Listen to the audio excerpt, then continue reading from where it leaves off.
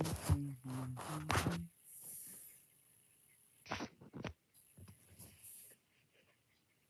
gonna put the scary music in. Not scary stories.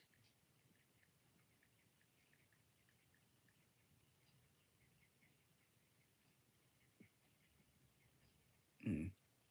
Maybe I'll just do ghost stories.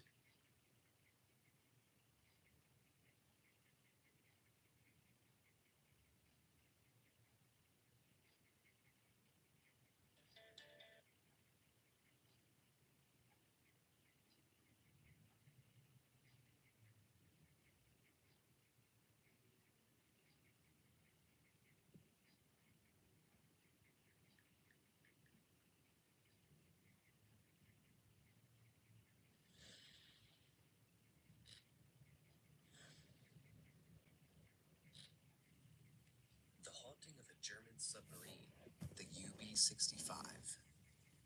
After the outbreak of the First World War, warfare became a somewhat gentlemanly and traditional affair for the Allied nations, where combatants lined up to expose their might before engaging in organized and decisive encounters. However, the Central Powers utilized superior technology and rapidly evolving battlefield tactics to eliminate their enemies in the quickest way possible. It did not take a long time for the Great Britain and her compatriots to encounter the effects of their short-sightedness. As poison gas flowed over European battlefields and firebombs rained over London, and Allied generals hysterically demanded new ideas and innovations to combat the German weapons, Britain had entered the war with the world's mightiest navy, unrivaled in terms of numbers and pedigree, and thus the effects were more evident on the high seas. Britain's admirals believed that bigger was better, constructing gigantic steel colossuses equipped with impregnable firepower. But her ships were aging and becoming superannuated, an aspect of the Imperial German Navy were keenly aware of. They knew the Royal Navy was insurmountable in open combat, so instead leaned towards the undersea boat, a new form of naval technology back then. However, the 24 operational undersea boats they possessed during the commencement of the conflict were dwarfed by the 80 submarines of the Royal Navy. Despite the commendable advantage, the British admirals viewed the submarines as a cowardly and underhanded weapon. They constructed them out of a feeling of necessity and had little idea of how to best operate them. Thus, what followed was a series of tragically failed attempts to add the submarines as a component of the main fleet. On the 22nd of December, 1914, the 7th Cruiser Squadron, commanded by Rear Admiral Arthur Christian, was confronted by the German submarine U-9 in the North Sea.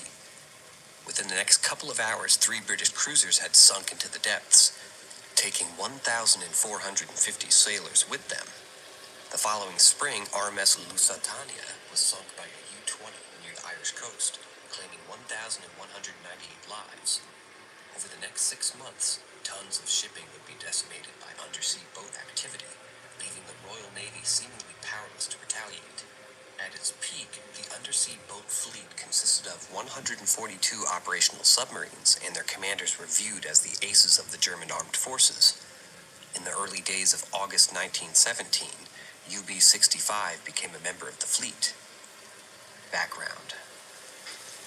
Designed to operate in close proximity to coastlines, UB-65 had the ability to hold up to 10 torpedoes. But even before her hull had touched the water, she had gained a terrifying reputation as one of the unluckiest vessels to ever be released into the sea. Like most other vessels in the fleet, UB-65 was built in the Vulcan shipyards in Hamburg. But unlike the others, her time was constructed, was plagued by unusually high numbers of accidents. While the U-boat's keel was in the process of being laid, a couple of dock workers were mashed by a failing girder. While one of them succumbed immediately, the other remained trapped under a huge metal mass for a little over 2 hours. His agonizing screams echoed around the shipyard before the unfortunate man eventually met his painful demise. A few months later, after the boat was scheduled for its first test, another tragic incident followed. 3 engineers were missing at the end of the working hours of the day. They were later found lying dead in the motor room, having been suffocated by diesel fumes leaking from a fault in the engine. Even after the submarine eventually left the dry dock, things did not seem to change. On her first test run, a squall suddenly raised out of nowhere before washing one of the sailors overboard, never to be seen again. Apart from these tragic deaths, the submarine was also plagued with technical difficulties. During another test run, one of the ballast tanks malfunctioned, thus causing the undersea boat to crash down into the seabed. After 12 hours of desperate attempts, the crew were finally able to resurface the vessel. On a further sea trial, a gas leak killed 2 more crewmen. These events formed a general opinion of the boat being cursed.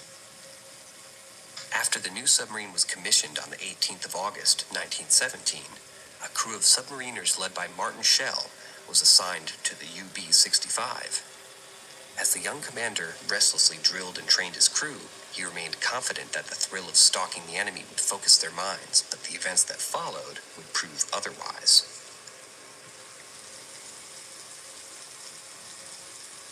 On the evening of UB-65's first voyage, one of its torpedoes detonated without any explanation or warning.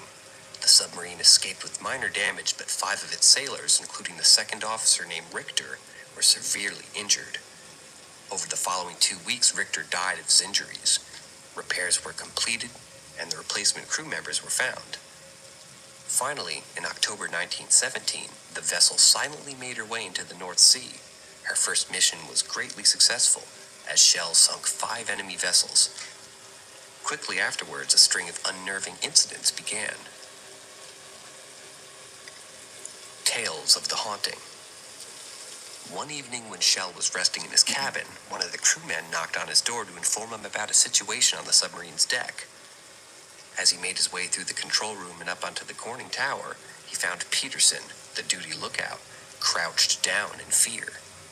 When the angered commander demanded the terrified lookout to explain himself, he recounted that he had been up in the conning tower, looking out across the waves, when he had realized that there was someone standing a few feet away from the ship's bow.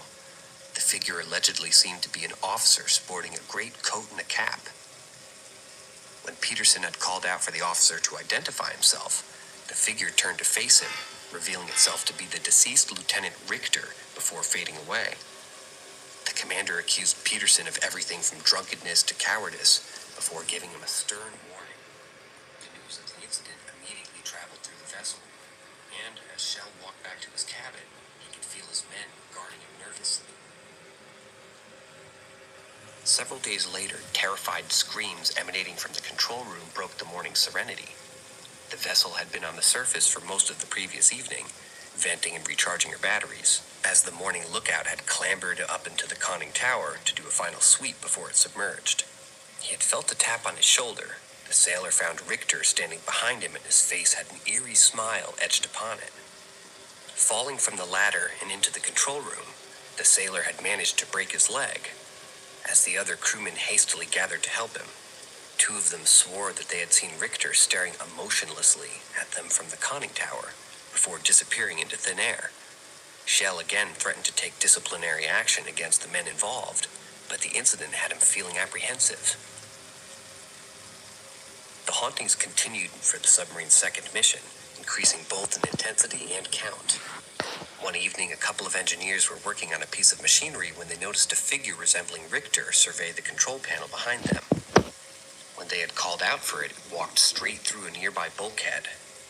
No enemy ships were sunk during this patrol, and the captain suspected that the fear in the heart of his crewmen made them incapable of performing their duties. Shell had been keeping the issue from his commanders, but now he considered requesting a new crew to save his reputation. As the submarine headed back for its home base at Wilhelmshaven, another tragedy occurred. A torpedo man working on the bow compartment witnessed Richter walk past before disappearing into the steel hull. The terrified sailor squealed in fear and fought his way through the vessel, leaving behind chaos. He hastily ascended the conning tower ladder, and before he could be detained, he had hurled himself into the water of the ocean. As Shell stood hopelessly on the deck, he turned to see Richter stand amidst the crewmen and stare directly at him before disappearing. Shell's superiors depicted a predictable mixture of bemusement and anger upon listening to his pleas from crew assignment. However, the corroborating testimony provided by his junior officer and the remainder of his crew proved compelling enough to launch an investigation. In order to stop the affair before its story spread to other ships at the base, a Lutheran pastor was asked to exorcise the vessel, and a majority of the crew were stealthily replaced. The next two patrols passed without any incidents, but on the evening of the 10th of July, 1918, the haunting of the submarine would come to a quick and violent conclusion. A tragic ending. An American submarine had been hurrying to assist a Portuguese freighter that had been torpedoed near Padstow, when her crew had observed the UB-65 sitting motionless on the surface of the sea. As Lieutenant Augustine was preparing to get a better look of the unsuspecting enemy ship, something caught his attention. Upon looking through his binoculars, the lieutenant realized that the German vessel was already tilting heavily to its right. On top of its deck was a solitary officer, staring at an open sea. Scary story. Before his American counterparts could load their torpedoes, Augustine noted UB-65 shaking violently, as if she had been hit by an explosion. The very next moment, she sank into the depths. For a couple of hours that followed, the American ship sailed across the region looking out for possible survivors, but they found none. Almost 90 years would pass before the haunted vessel would be seen again. In the year of 2004, a documentary For memories that last and produce that lasts longer too. Only Frigidaire's crisp. crew working for Channel 4 discovered the remains of the UB-65. The wreck was inspired by Dr. Eames McCarthy, a renowned nautical historian, and he could find no indications of enemy action. The ship's aft hatches were open, suggesting that at least some of her members had tried to escape the sinking vessel.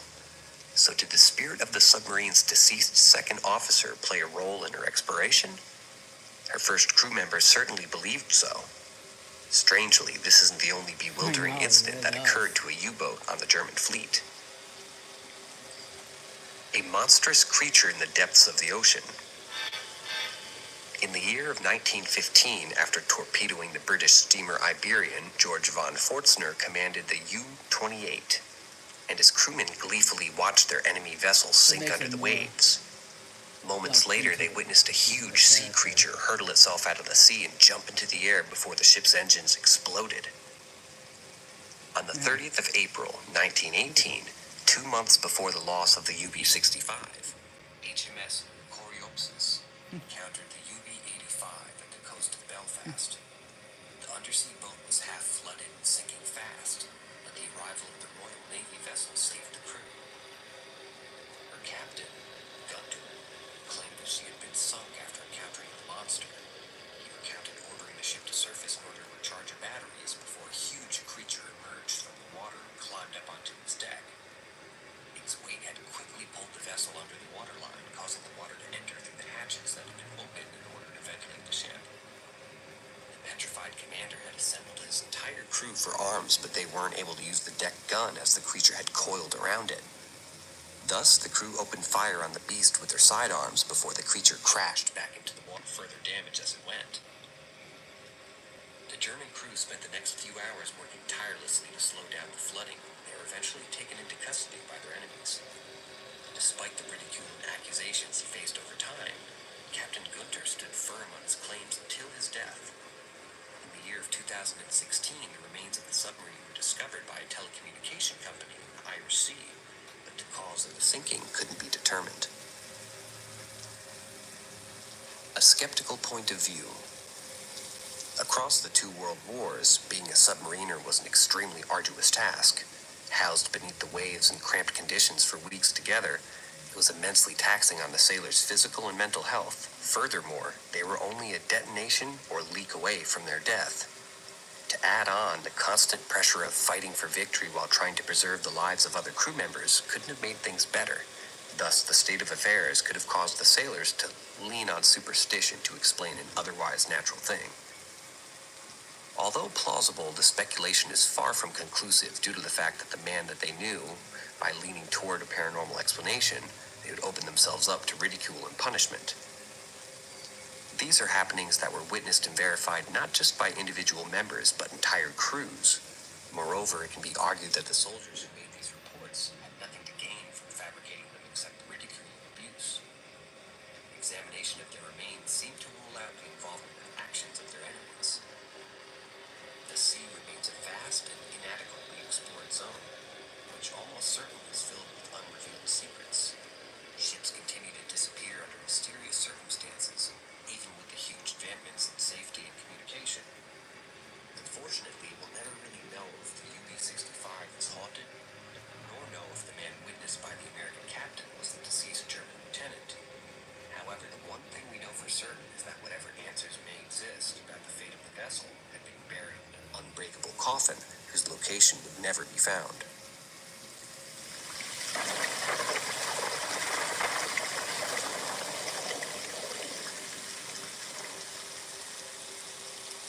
Scratches and marks are appearing with no apparent cause. I feel like I'm going crazy. It was a few weeks ago when I first noticed a peculiar occurrence in my bedroom, one that left me feeling bewildered and questioning my sanity. As I gazed upon the familiar walls of my sanctuary, my eyes fell upon a deep scratch etched into the surface, positioned just above my bed. I was taken back, for I had not made any significant changes to the arrangement of furniture in the room. The scratch seemed to have materialized out of thin air, defying any logical explanation. Curiosity gnawed at me, urging me to investigate further. I turned my attention downward, only to find yet another enigmatic mark, and this time on the hard floor. A massive, deep scratch marred the otherwise pristine surface, a stark contrast to the previously flawless state. I couldn't comprehend how such a significant blemish had manifested itself without my knowledge or any plausible cause. Naturally, my first thought turned to my faithful companion, my beloved Kali. However, upon closer inspection, I quickly dismissed the notion that he could have been the culprit. His claws, though strong and sturdy, were short in length, rendering them unable to produce such a fine and elongated scratch. Furthermore, it struck me as odd that a single scratch would be left behind. If he had slipped or stumbled, one would expect multiple marks indicative of a struggle or an accident. The mystery deepened and my perplexity intensified. In the face of this inexplicable phenomenon, I couldn't help but question my own sanity. Doubts and uncertainties clouded my mind as I pondered the origin of these perplexing scratches. Was it possible that I was hallucinating or succumbing to some sort of delusion? The rational part of my being sought to find a logical explanation, a plausible answer that would restore my sense of order and reason. Compounding my concerns was the looming presence of my landlord, who I imagined would be less than pleased with the state of the premises the way they were. The fear of retribution weighed heavily on my shoulders, exasperating my anxiety and exasperating my determination to unravel the mystery before me. Driven by an insatiable curiosity and a desperate need for answers, I embarked on a quest to uncover the truth behind these inexplicable scratches. I meticulously combed through every possible scenario, considering every conceivable cause. Could it have been the result of an unseen intruder, stealthily leaving their mark as a twisted form of psychological torment? Or perhaps there was a rational explanation rooted in the intricate workings of the natural world. Some unseen force is at play. Days turned into nights as I pored over countless articles, delving deep into the realms of the paranormal and the unexplained. I sought solace in the accounts of others who had experienced similar inexplicable occurrences, finding comfort in the knowledge that I was not alone in my confusion and bewilderment.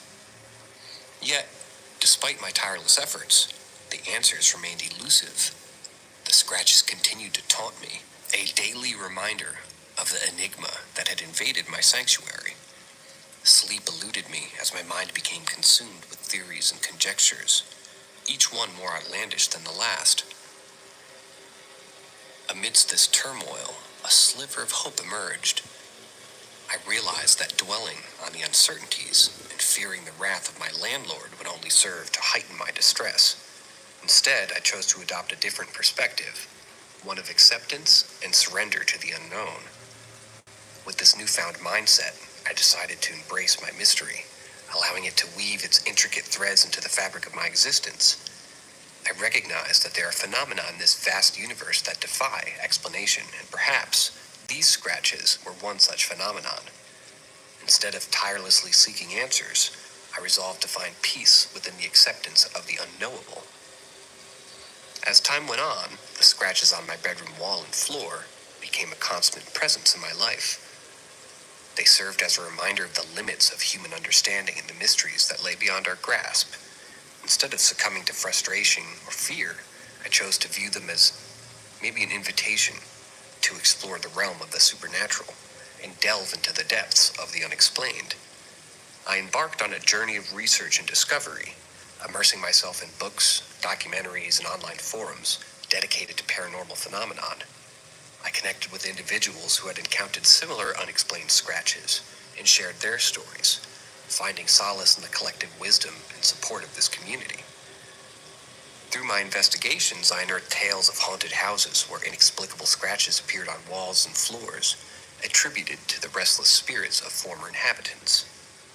These stories resonated with me, and I contemplated the possibility that my own abode harbored a hidden history or unseen occupants. Seeking guidance, I consulted with paranormal investigators and spiritual mediums, inviting them into my house to conduct thorough investigations. Their presence brought a sense of both trepidation and anticipation, as I hoped for answers while fearing what they might uncover. During their visits, the investigators utilized a myriad of tools and techniques to communicate with the spiritual realm. Electronic voice phenomenon recordings were made, EVPs, capturing potential messages from beyond. EMF, electromagnetic field detectors, were employed to identify fluctuations in energy, potentially indicating the presence of otherworldly entities. As I sat in the darkness, surrounded by these dedicated individuals, I witnessed moments of profound intensity. Whispers filled the air, shadowy figures appeared, fleeting in my peripheral vision, and the temperature fluctuated unpredictably. It was an eerie and surreal experience, one that simultaneously thrilled and unnerved me. Yet, despite the meticulous investigations and the tantalizing glimpses into the supernatural, the origin of the scratches remained elusive. The experts themselves were confounded, unable to provide a definitive explanation. They offered theories ranging from poltergeist activity to residual energy imprints, but none could be conclusively proven. In the absence of concrete answers, I found solace in the realm of speculation and personal interpretation.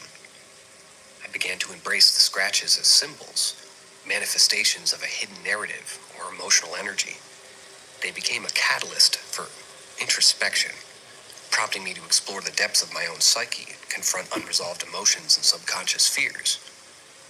In the process, I discovered the power of self-reflection and the potential for personal growth that lay within the enigmatic scratches. They became a metaphor for the scratches and scars we all carry within us, physical or emotional reminders of the challenges that we have faced and the resilience that we have cultivated. As I continue my journey of self-discovery and spiritual exploration, the scratches gradually lost their ability to unsettle me. I found peace in accepting their presence as part of my life, a mysterious and unexplained phenomenon that defied rational explanation. Instead of allowing them to instill fear or doubt, I chose to view them as a reminder of the vastness of the universe and the infinite possibilities that exist beyond our comprehension. Today, the scratches on my bedroom wall and floor serve as testament to the intricacies of existence, a tangible representation of the mysteries that surround us. They have become a symbol of my own journey, a constant reminder to embrace the unknown, to seek answers while finding solace in the acceptance of the unknowable. So as time goes and the scratches persist in their enigmatic nature, I continue to live alongside them, guided by a newfound sense of curiosity and wonder. I am reminded that life is a tapestry woven both with the known and the mysterious, and the human experience itself. It is in these moments of uncertainty and intrigue that we are compelled to expand our perspectives, challenge our preconceptions, and explore the boundless realms of knowledge and spirituality. I've come to realize that the scratches on my bedroom wall and floor are not merely physical aberrations, but profound symbols of the interconnectedness between the seen and unseen, the tangible and intangible. They are reminders that our understanding of reality is limited, and that there are forces at work beyond our comprehension. With each passing day, I find myself drawn deeper into the mysteries that surround us. immerse myself in philosophical texts, scientific research, and ancient wisdom, seeking to unravel the secrets that lie hidden within the fabric of existence. Though this journey of intellectual and spiritual exploration is hard, I have discovered that the scratches serve as gateways to the greater understanding of the universe and our place within it. As I embrace the unknown, my perspective expands, and so with it my consciousness becomes more attuned to the subtle energies and vibrations that permeate our world. I've developed a heightened intuition, allowing me to perceive the subtle whispers of the universe, guiding me toward profound insights and revelations. In the midst of this transformative journey, I've encountered individuals who share similar experiences, forming deep connections with fellow seekers of truth. We exchange stories, theories, and hypotheses, piecing together the fragments of our collective understanding and weaving a tapestry of shared knowledge and wisdom.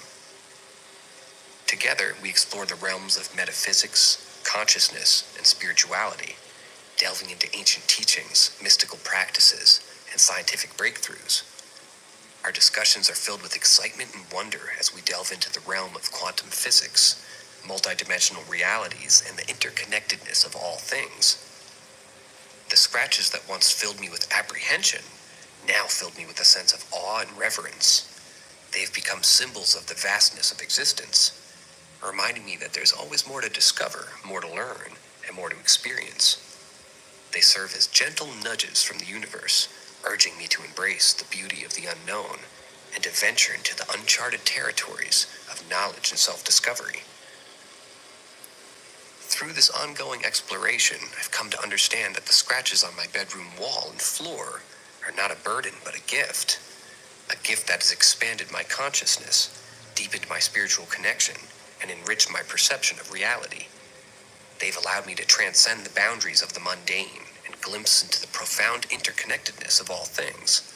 So, as time continues its relentless march forward, I stand in awe of the scratches that adorn my surroundings. They're no longer mere physical marks, but portals to a world of endless wonders and infinite possibilities. With each passing day, I'm reminded of the immense beauty and complexity that resides within the fabric of our own existence, and I'm grateful for the journey of self-discovery and enlightenment that these scratches have set upon me. In this eternal quest for knowledge and understanding, I embrace the scratches as constant companions, guiding me toward a deeper comprehension of the mysteries that lie just beyond the veil of the known. And in their presence, I find solace, inspiration, and a profound sense of purpose. For it is through the enigmatic and the unexplained that we truly come alive, embracing the fullness of our human potential and our infinite capacity to explore the vast expanses of existence.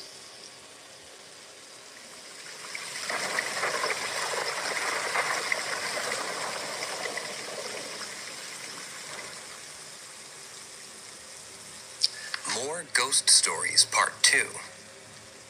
The chilling tale of the No-Face Lady began when my younger sister, just 4 years old at the time, first encountered her ethereal presence. It was approximately a month after we'd moved into our new house when my sister shared her unsettling experiences with us. According to her, a lady would enter our room at night, but initially none of us could see this mysterious figure. However, after my own spine-tingling encounter with an entity named Laura in the basement, I was inclined to believe my sister's account. Curiosity piqued, I decided to inquire about the lady's appearance. As I questioned my sister, her description sent shivers down my spine. She explained that the lady had no face, devoid of eyes and a mouth. Bewildered, I probed further, asking about her nose. After a moment of contemplation, my sister touched down her own nose and revealed that the lady's nose lacked any nostrils. Sensing her unease, I ceased my inquiries, realizing that delving deeper into the subject would only intensify my own fears. With each passing day, the paranormal activity in our home escalated. Phantom footsteps echoed through the hallways, and disembodied voices filled the empty spaces. I had already encountered a full apparition myself, and now my sister had too. It was becoming increasingly evident that we had taken up residence in a genuinely haunted house. feeling the weight of these experiences, I decided to share my concerns with our parents. However, as I'd come to expect, my mother dismissed our claims, refusing to acknowledge the supernatural occurrences. My father, on the other hand, displayed a more receptive attitude. Although he hadn't witnessed apparitions firsthand, he acknowledged the validity of our experiences with the voices and footsteps. He reasoned with my mother, emphasizing that children often possess a heightened sensitivity to such phenomena, and encouraged her to adopt a more open-minded perspective. Alas, her skepticism remained unyielding, leaving us to navigate this eerie reality on our own. Another month passed, and one fateful night I was roused from my sleep during the early hours of morning. To my astonishment, my younger sister sat upright in her bed, her gaze fixed upon the door. My drowsiness vanished instantly as I inquired about her unusual behavior. She pointed toward the door and she whispered, "She's here." A surge of adrenaline coursed through my veins as I turned my attention to the doorway. Standing there was a tall woman with long, dark red hair. However, the longer I scrutinized her, the more I noticed the disconcerting abnormalities that defined her presence. Her elongated fingers appeared grotesquely disproportionate, while her slender limbs seemed out of sync with her equally slender frame. Yet the most chilling detail, echoing my sister's earlier account, was the absence of a face. Instead, were features that shouldn't have been there, and it was just black and featureless. It was as if she was an imitation of a human, a flawed mimicry trapped in an uncanny valley. Paralyzed with fear, I remained frozen, my default response when confronting with such a terror. Remarkably, the lady paid us no heed, drifting silently into our closet before re-emerging. She wandered over to the window, then returned to the closet, eventually vanishing through the door and descending the stairs. The following day, I shared the unnerving encounter with my father, who promptly reached out to a knowledgeable friend for guidance. Following their advice, he performed a sage cleansing, hoping to banish the malevolent presence. Miraculous encounter with the no-face lady came to an abrupt halt, and we never laid eyes upon her again. Though the memories of the no-face lady still haunt me to this day, recounting the events in vivid detail helps me to come to terms with the inexplicable and unsettling experiences that unfolded within the confines of our home. It was a time marked by both fear and fascination, as the supernatural encroached upon our lives with relentless presence. The passing of my beloved grandmother in 2019 had already cast a shadow over our household. Her absence left a void that seemed insurmountable, and the house itself carried remnants of her presence, a bittersweet reminder of cherished memories. Little did we know that her departure would unveil a realm beyond our understanding, where the living intertwined with the unknown. The enigmatic phenomena commenced shortly after our family's relocation, when my young sister, just 4 years old at the time, became the first to encounter the no-face lady. She described the lady entering our room during the night, her visage devoid of essential features that define a human face. At first, her accounts were met with skepticism, dismissed as the product of an overactive imagination. However, a haunting incident involving Laura, a presence that I myself had encountered in the basement, shattered any doubts I had harbored. Intrigued and increasingly disturbed, I sought to learn more about the apparition that haunted my sister's dreams. I engaged her in conversation, delicately unraveling the details of her encounters. The image she painted was chillingly vivid. No eyes, no mouth, and even no nose. The depth of her description sent shivers cascading down my spine, fueling my own trepidation and solidifying the reality of this malevolent specter. As days turned into weeks, the paranormal occurrences in her home intensified. Eerie echoes of phantom footsteps reverberating through the halls, causing our hearts to skip beats, whispered voices seemingly disembodied, and echoes in empty rooms, testing the boundaries of our sanity. The veil between the physical and spiritual realms had been pierced, and we found ourselves ensnared in an enigma that defied rational explanation. Compelled to seek solace and guidance, I mustered the courage to share our haunting experiences with our parents. However, As if often the case when confronted with the inexplicable, their responses diverged. My mother, steadfast in her skepticism, dismissed our accounts as mere flights of fancy or figments of overactive imaginations. Her reluctance to acknowledge the supernatural left us feeling isolated, grappling with the weight of our own encounters in silence. In contrast, my father displayed a more emphatic and open-minded disposition. Though he hadn't personally borne witness to the apparitions, he recognized the validity of our experiences, acknowledging the subtle signs that sort of whispered a hidden reality. His willingness to listen and validate our encounters provided a glimmer of comfort amidst uncertainty that loomed over our lives. Night after night, the specter of the no-face lady persisted, her ethereal presence casting a palpable pall over our household. The boundary between the physical and the metaphysical realms blurred, as if the veil separating the living and the departed had thinned to the point of near non-existence. I found myself teetering on the precipice of fear and fascination, torn between desire and to unravel the mysteries that plagued us, and the instinct to shield myself from the relentless onslaught of the unknown. However, it was a fateful night on New Year's Eve 2020 that would forever be etched into my memory, solidifying the existence of the otherworldly presence that had infiltrated our lives. Engrossed in a late-night gaming session, I disregarded the passage of time, oblivious to the approaching hours of the early morning. Thoughts of rest fitted through my mind, a mere passing notion in the midst of my engrossment with the digital realm. Oblivious to the impending dawn of a new year, I continued to immerse myself in this virtual landscape that unfolded before me. The weight of fatigue tugged at my consciousness, urging me to surrender to the embrace of sleep, yet the allure of the game held me captive, delaying the inevitable descent into slumber.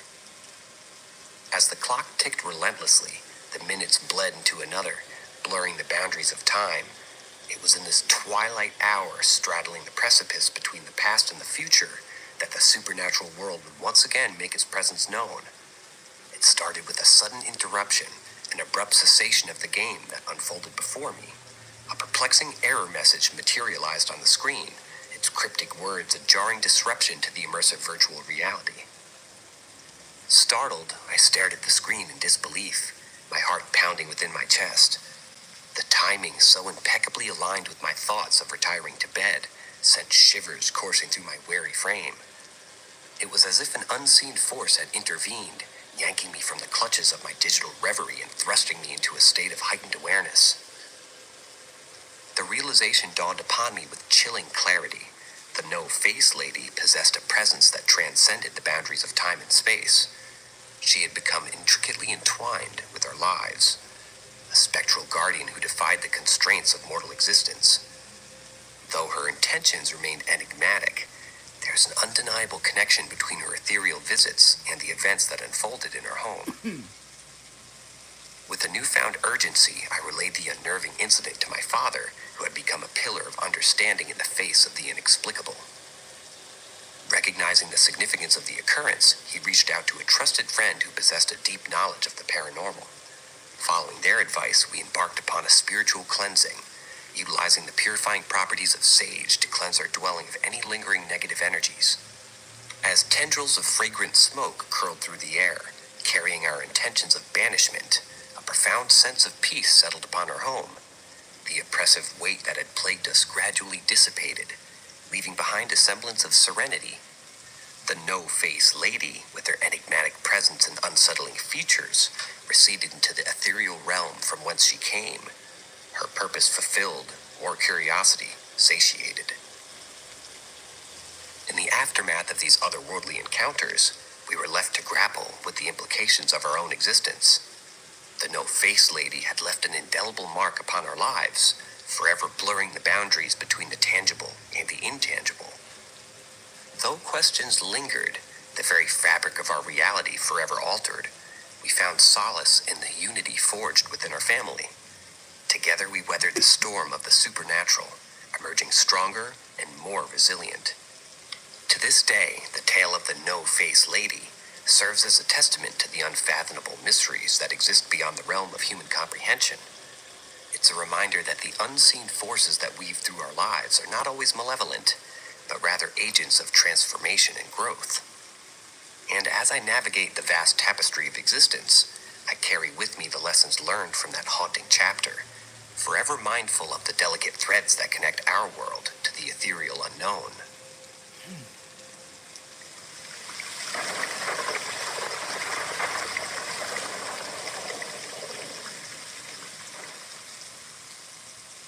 A possible cursed book. I'm from Morocco, a small country in North Africa known for its deep-rooted belief in witchcraft, black magic, and the occult. It is a land where stories of supernatural encounters and mysterious practices permeate the cultural fabric. My family, like many others, is no stranger to this enigmatic realm. Through the generations, we've carried the weight of this mystical heritage, with my grandparents, may their souls rest in peace, possessing a unique connection to the spiritual realm. As a music teacher in an old, weathered elementary school, my wife is confronted daily with the echoes of the past. Our home, conveniently situated across the street from a cemetery, adds an extra layer of intrigue to our lives. It's within this backdrop that a series of inexplicable events began to unfold, slowly unraveling the thin veil that separates the ordinary from the extraordinary. It all started when my wife joined the faculty of the school. She would return home with tales of peculiar occurrences in her classroom, the persistent toppling of her pencil cup each morning. Initially, she brushed it off as the handiwork of a disgruntled custodian, a mischievous act aimed at testing her patience. But as the days turned into weeks, the frequency of this unexplainable phenomenon intensified, leaving her perplexed and searching for answers. Intriguingly, whispers of the mysterious book surfaced within our family. It was said to have been left in my grandfather's care by a fellow practitioner of the occult, who, lacking immediate family, entrusted its safekeeping to him. My father, in hushed conversations with his brothers, referred to it as cursed, attributing its presence to my grandfather's deteriorating health. My grandfather, burdened by schizophrenia, paranoia, and heart disease, experienced a peculiar pattern. His symptoms would inexplicably worsen when the confines of our ancestral home, within them, while finding temporary respite when staying elsewhere. Despite the offers from nearby relatives to provide him with a more comfortable and secure living arrangement, he adamantly clung to the notion that he would breathe his last breath within the walls he had meticulously erected with his own hands. And so, tragically, he did, succumbing to the mysterious ailment that plagued him. As the family gathered to bid him farewell, my young and impressionable self, accompanied by my equally intrigued cousins, found ourselves lured by the forbidden. Driven by a misguided sense of adventure, we obtained my grandfather's keychain, unlocking the door to the secrets hidden within his dwelling. In our innocence, we viewed it as a harmless exploration, unaware of the gravity of our actions. Together, we scoured his room, sifting through drawers and containers until we stumbled upon the elusive book. Its appearance was deceptively ordinary, a tome with a worn, dark brown cover that hinted at a hidden history. Clutching it tightly, we gathered in anticipation, half expecting a genie or otherworldly entity to manifest before us.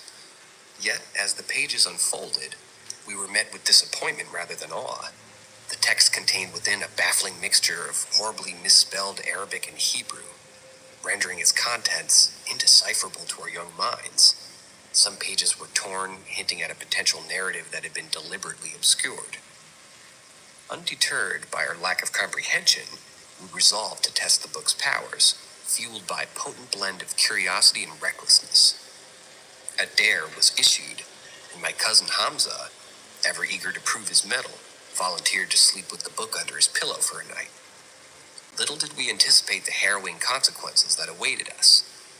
In the aftermath of our ill-advised experiment, Hamza emerged a changed person. Dark circles clung to his wary eyes, a testament to the torment that he had endured. Sleep became a distant luxury for him, as his nights were besieged by a relentless barrage of nightmares. In the depths of his slumber, he found himself pursued by shadowy figures through the pitch-black labyrinth of the city. Their presence was palpable, their breath hot in his neck as he sprinted through the darkness. Desperately seeking escape, each time they draw near, they dissolved into thin air, only to reappear moments later, their haunting footfalls echoing in his ears. Hamza's ordeal extended beyond the realm of dreams.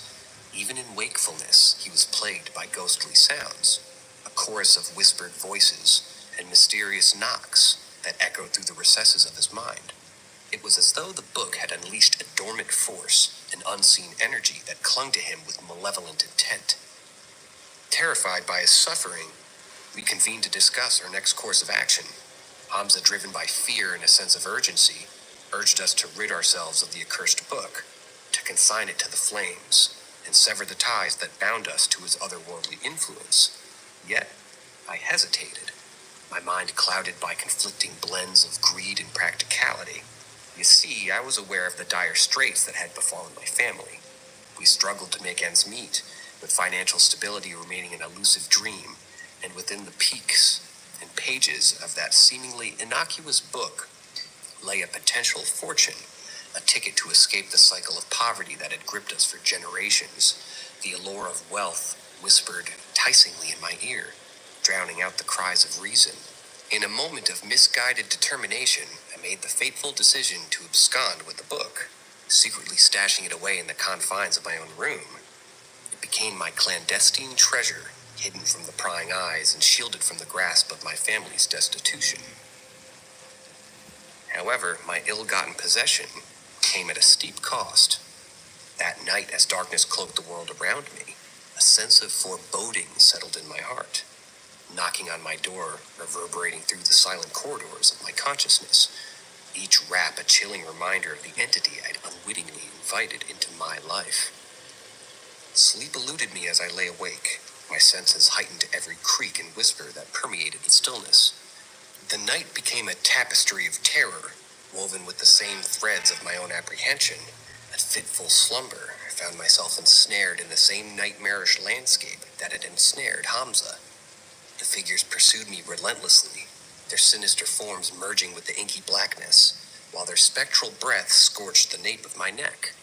Drenched in sweat and tears, I would awaken time and again, a fear clutching at my heart like icy talons. The cycle repeated itself, plunging me into a nocturnal purgatory from which there seemed no escape. It was a torment that gnawed at my sanity, eroding the boundaries between reality and the ethereal realm that now held me captive. Haunted by the book's malevolence, I could bear the burden no longer. The weight of my actions pressed up against my conscience, and I felt compelled to confess to my father, to seek his guidance and redemption from the clutches of the supernatural. Bracing myself for the consequences, I divulged the truth to my father, unburdening my soul of the secret I'd harbored for far too long. His stern countenance betrayed with a mix of disappointment and concern, yet he took the book from my trembling hands, his resolve unwavering. He uttered a stern warning, instructing me to never speak of the book again. The gravity of his words hung heavy in the air, laden with unspoken knowledge and a profound understanding of the forces that lurked within its pages. What became of the book, I can't say with certainty, for my father's actions remained shrouded in mystery. However, one thing was undeniable. The nightmares ceased, the hallucinations evaporated, and the oppressive presence that had plagued our lives dissipated like morning mist. Years later, and the memories of that fateful encounter faded into the recesses of my mind, life unfolded with its own unique tapestry of joys and challenges, as I navigated the labyrinthine pathways of adulthood. Yet, a recent discovery resurfaced, the specter of the past, casting a pall of unease over my present existence. During the renovation of our ancestral home, urged by the persistent persuasions of my aunt, my family pooled their meager resources to breathe new life into the dilapidated structure. Amidst the chaos of construction, a hidden compartment was unveiled, concealed within the very fabric of the house. Within its confines lay a weathered metal box, heavy with the weight of forgotten secrets. Intrigued, I stood alongside my relatives as the lid of the box was cautiously pried open, revealing its long-guarded contents. The jewelry remained of my long-departed grandmother, and it evoked a bittersweet nostalgia, while the faded photographs whispered stories of bygone days. Yet amidst these sentimental relics, an enigmatic collection stood out. A gathering of baby teeth, a shredded piece of paper, wrapped in a cloak of dirt-stained cloth. Curiosity tugged at my being, compelling me to examine the fragments of paper. Their shredded edges invoking a sense of fragmented knowledge. As I gingerly pieced them together, my eyes widened with a mix of fascination and trepidation. The words etched upon the fragments were unmistakable, the same misspelled Arabic and Hebrew that had adorned the accursed book of my grandfather's possession. A chill ran down my spine as the realization dawned upon me. The book, once thought banished from our lives, had found a clandestine sanctuary within the hidden depths of our ancestral abode. Its secrets torn asunder and scattered to the winds, lingered as a haunting reminder of the inexplicable forces that had touched our lives. In that moment, the memories flooded back, and I retraced the path that had led me to this juncture. Regret mingling with curiosity as I questioned the choices I had made and the risks I had taken. The allure of wealth, once so intoxicating, now seemed insignificant in the face of the supernatural turmoil that had ensued.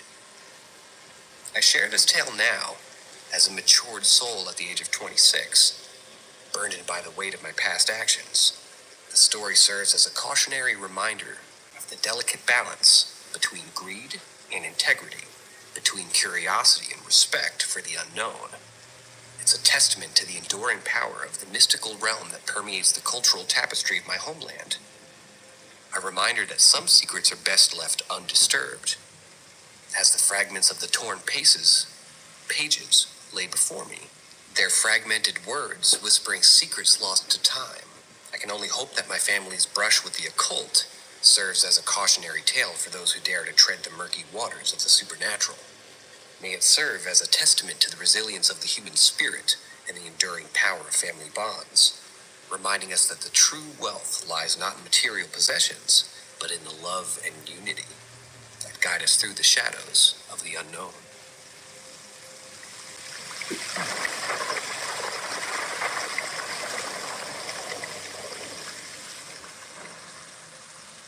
Prophetic Dream.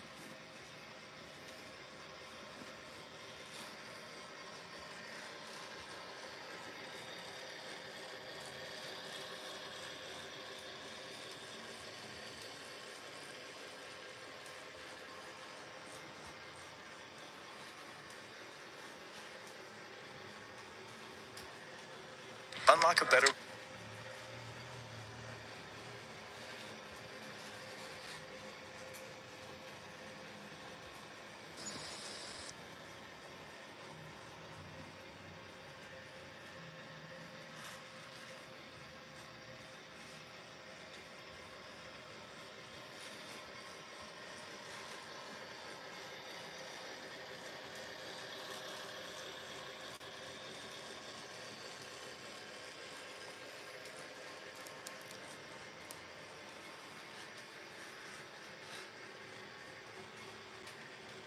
Skinwalkers by Kamen Rider Chrome.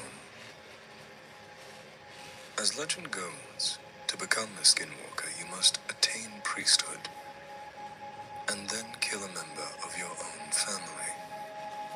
Then, and only then, can you gain the powers to shapeshift. Then, and only then, are you a true Skinwalker.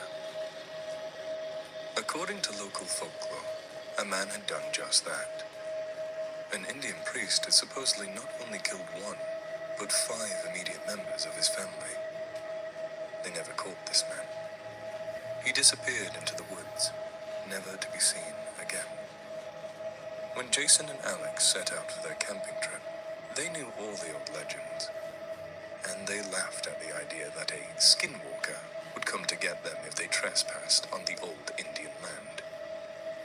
The same land that supposed murders had taken place. And why would they believe the legends? A man becoming a beast was probably the most ridiculous thing imaginable. Jason and Alex were brothers. They spent their entire lives together until Jason had gotten married. Then Jason moved away and started a family. But not Alex. Alex stayed in their hometown, tending to their parents, making an honest living off of the land, and tried to be a good person. And Alex had succeeded at this. He hadn't broken a commandment in years, and was well on his way, well, in his own mind, to heaven. 3 years had passed between their last get-together, and 3 more might have passed if Alex didn't insist on a camping trip. But insist he did, and there they were. It was getting dark, and the 2 of them were laying out under the stars. They were deep in the woods, and had no GPS or maps. But they knew the path back from where they were. They had gone there as kids. Never know. Huh? Alex replied. He only caught bits and pieces sometime. We can never let Dad know, Jason reiterated. Know what? That we stayed on this old Indian land past dark? We promised him as kids, and I don't want to upset him now. He's getting pretty close to dead, and if we started an argument now, we might not resolve it in time for, you know. Just don't tell him or Ma, okay? Okay, no problem. They were both silent for a while, until up creeped a small raccoon. Well, look at that, Alex called as he pointed towards the critter. It stared at them for several minutes, not moving, not attempting to flee when they motioned towards it. It stayed almost perfectly still. And then finally it left. Minutes later came a deer. Again the creature stayed and watched them, unwavering determination glared in its eyes. For 2 hours the duo was kept awake as every animal they knew to live in the forest, and some they were almost sure didn't inhabit the area, came to gaze upon them. The final animal was a gray wolf. It slowly moved towards them, and when it was 5 feet away, it stopped. Don't move. Don't panic. He'll go, Jason assured Alex. The wolf slowly stood up onto its hind legs, and then its limbs began to contort and pop. Horror slid over Jason and Alex's faces as they saw the fur tear open, revealing light brown flesh underneath. Finally, they gazed upon what looked like a man with a wolf's head. The skull of the wolf split open like a melon, the fur sliding off of it, the bone chipping and falling like a fragile eggshell. And in its place slowly grew out the head of a man. The man now stood before the paralyzed brothers. They couldn't seem to move. This is my land, said the man, with an almost supernatural smile. Now, mister, I'm gonna have to ask you to... Alex trailed off. Get the fuck away from us, Jason said as fiercely as he could. The man began to laugh, and as he continued to laugh, the pitch changed. It grew deeper from that of a man to that of a demon, and soon it sounded as if Satan himself was bellowing out at them. The man's skin grew black as coal, and his eyes yellow like a cat's. His demonic laughter echoed throughout the forest as he drew closer and closer. The brothers being unarmed, they had no choice other than to flee. And that's what they did. They ran as fast as they could, except instead of out to their cars, they were cornered into running deeper into the woods. For hours they seemed to play cat and mouse. Several times animals they passed would burst open into a grotesque manner revealing the deranged man. But they continued to run. Finally they reached a cabin. They ducked inside. They were filled with fear, and the brothers felt that leaving the cabin would end in their deaths. What they found in the cabin made them regret their ignorance and legends. For in the main bedroom of the cabin were corpses, at least 100 of them. Every animal they had seen that night was there, along with some larger bodies, some human, bodies. It was then that the man burst into the room, except he was once more a wolf. In his deep voice, he snickered out, "Welcome home." The following week, the authorities found the cabin during their search for Jason and Alex. Both brothers' faces looked as if they were eaten by some sort of animal. 6 days later, a security camera several states over caught Alex filling up a car with gas.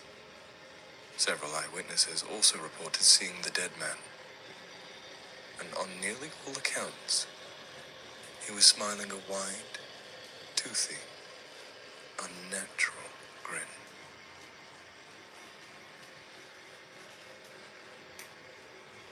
Indian Skinwalker by Ray O'Bannon. I like the desert at night. They say it's dangerous to be out here like this, but it's good to sit by a campfire and drink a beer. Out here where there isn't any noise or traffic. You can see all the stars because there aren't any electric lights to chase them away. Sometimes the wind sings to you. But then somebody usually comes along and messes it up somehow. Mostly it's drunks who want to beat you up because you're from the reservation. So when I heard pebbles shifting somewhere off to my left, the hairs on the back of my neck started to tingle, and my hand edged a little closer to my Bowie knife. The figure that came walking out of the darkness didn't look very threatening. Just an old man, wearing traditional Navajo clothing and leaning on a crooked walking stick as he shuffled quietly towards me. "Getting cold," came the old man's voice, dry as the desert. I expected him to say something more, but instead he just sat down across the campfire from me, laying the walking stick casually across his lap. There was something about him that made me uneasy, and my apprehension increased when his hand vanished into a leather pouch that hung on his belt. But he pulled forth only a scrumpled packet of cigarettes, holding them slightly towards me. "Smoke?" "Sure," I replied as my nerves began to relax. When he tossed me the pack, I noticed there were only 2 cigarettes left inside. I took one and tossed the pack back to him. I held my chrome Zippo out towards him, but instead he took a wooden match from behind his ear, scraping it against a small gray rock that dangled from the leather cord around his neck. A sudden flare of light illuminated his ancient, weathered face, and his eyes seemed to sparkle eerily for a moment. Then he sat smoking silently. "Dangerous out here at night, you know?" He spoke softly after a while. "Lots of things come out at night. Even things nobody believes in anymore. They still come around sometimes." I smiled a little. "You mean ghosts and goblins?" "Maybe ghosts," he answered after considering it a moment. "Not goblins, I don't think. Not even sure what a goblin is. But there are other things, too. Things like the skinwalkers. You know about them." A sudden chill ran down the length of my spine as the old man studied me quietly. "Mom used to tell me stories about them when I was little," I mumbled. "Then you know what can happen," said the old man. "They take the shape of a man and wear the skin of a man. They're really more like an animal underneath. They have powers, too. Folks used to say only a shaman could defeat them." He turned his attention to the campfire. His image seemed to ripple behind the waves of rising heat. Embers danced around him like angry red fairies. "Lots of other things out there, too," he continued. "The Wendigo, the Chupacabra, all sorts of things. They don't come around much anymore, but sometimes they do." Silence settled over us like a damp woolen blanket. The campfire seemed to begrudge us what little heat it was providing. The stars twinkling above seemed to suddenly be laughing slightly, sharing some sinister joke amongst themselves. The thin slice of moon sank behind the lone cloud bank, as though unwilling to witness whatever might transpire. The beast attacked us without warning. I felt its claws sink into my back as a great weight fell upon me. Then it was gone, and I rose up to see the old man falling backwards. Whatever was on top of him wasn't visible, but I could see jagged rips appearing in his clothing and in his flesh. Then suddenly he was thrusting the walking stick upward, and there was a terrible screeching sound.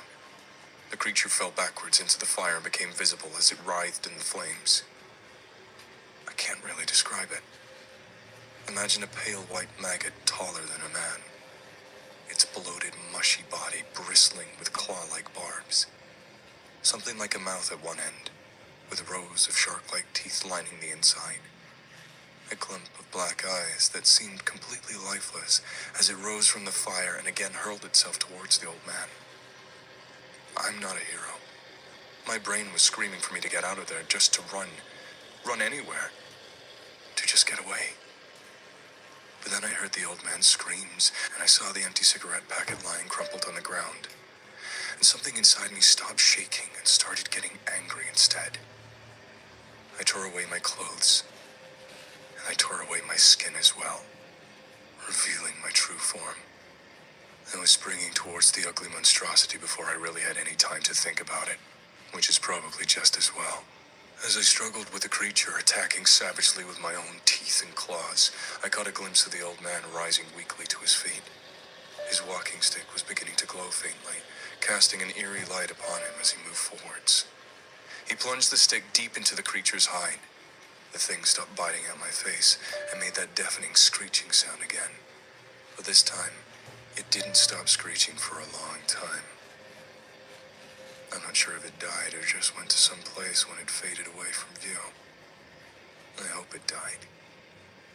The old man reached down to recover his walking stick from where it had fallen, watching me carefully.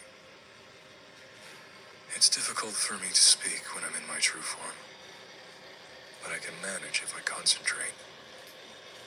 What was it?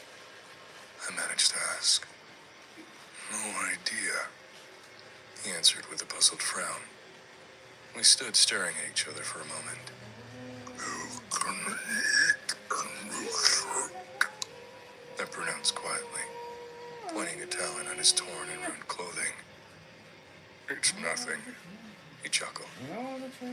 You're gonna need new skin.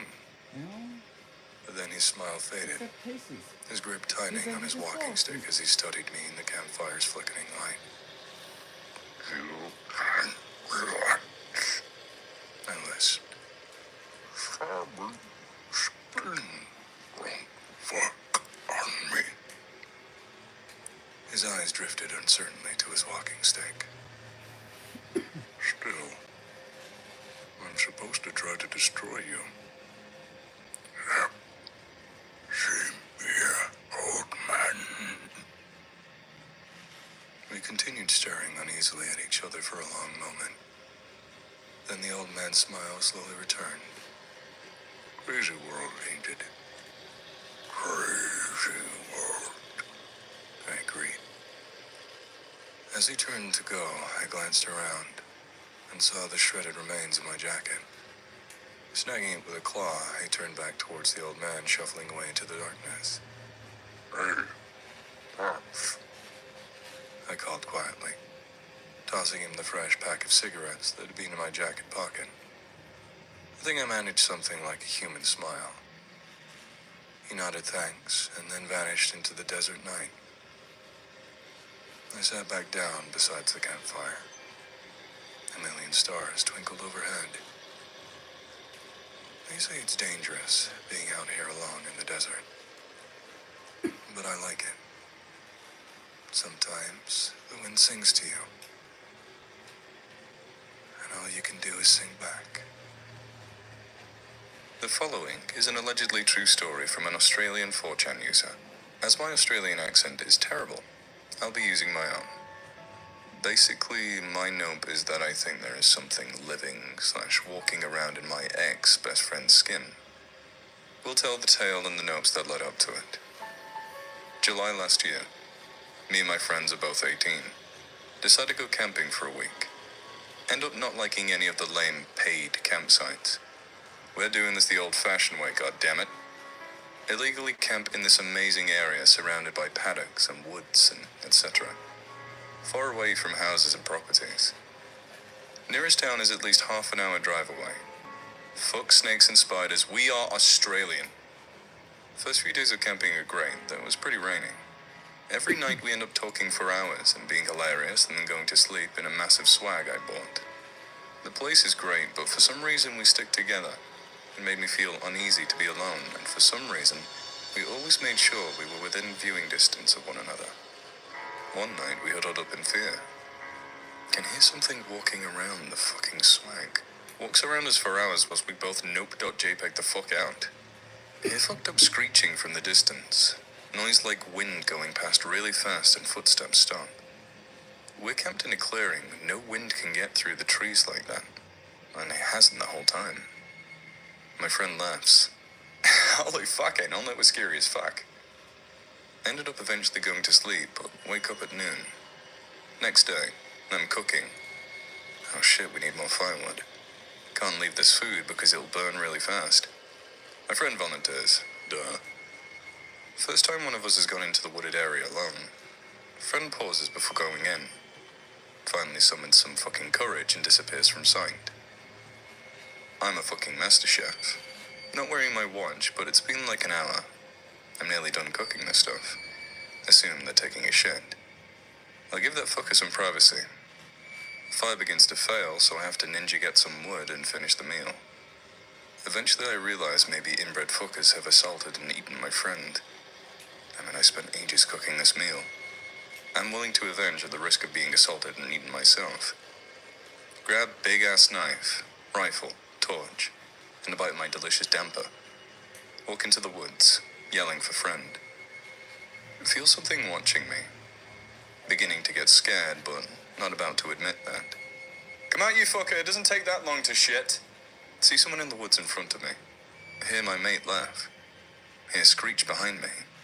Oh fuck no, .jpeg. Sprint that shit straight towards where I saw my friend. That fucker is unarmed. Be running, lose sight of friend. Call out to him. Motherfucker, if you're dead, I'll kill you. End up breaking through wooded area into a paddock. Ah shit, .jpeg. See something move in the woods across the paddock. Looks big. Bigger than me. Considers how many bullets I have. Probably not enough. Nope. Run back through the woods. Get through to campsite. My friend is sitting there wearing a change of clothes. Holy fuck, I know that was scary as fuck. See nothing wrong with it. Stupid bitch, what did you do? Cover yourself in shit. He laughs. Oh wait. Did you hear that screech? Shakes his head. Must be paranoid. We dig into some delicious food. Tell him about the huge thing I saw. He just laughs again. I wouldn't worry about it. That night, sitting across from friend in front of fire, I decided to teach myself whittling. Whittling away. Cut my thumb. Friend looks at thumb. Stick a band-aid on that shit and continue to whittle. He's reading a book and has a little lantern with him. I know, what a bitch thing to do. Wood's rustling and shit. Crickets chirping away.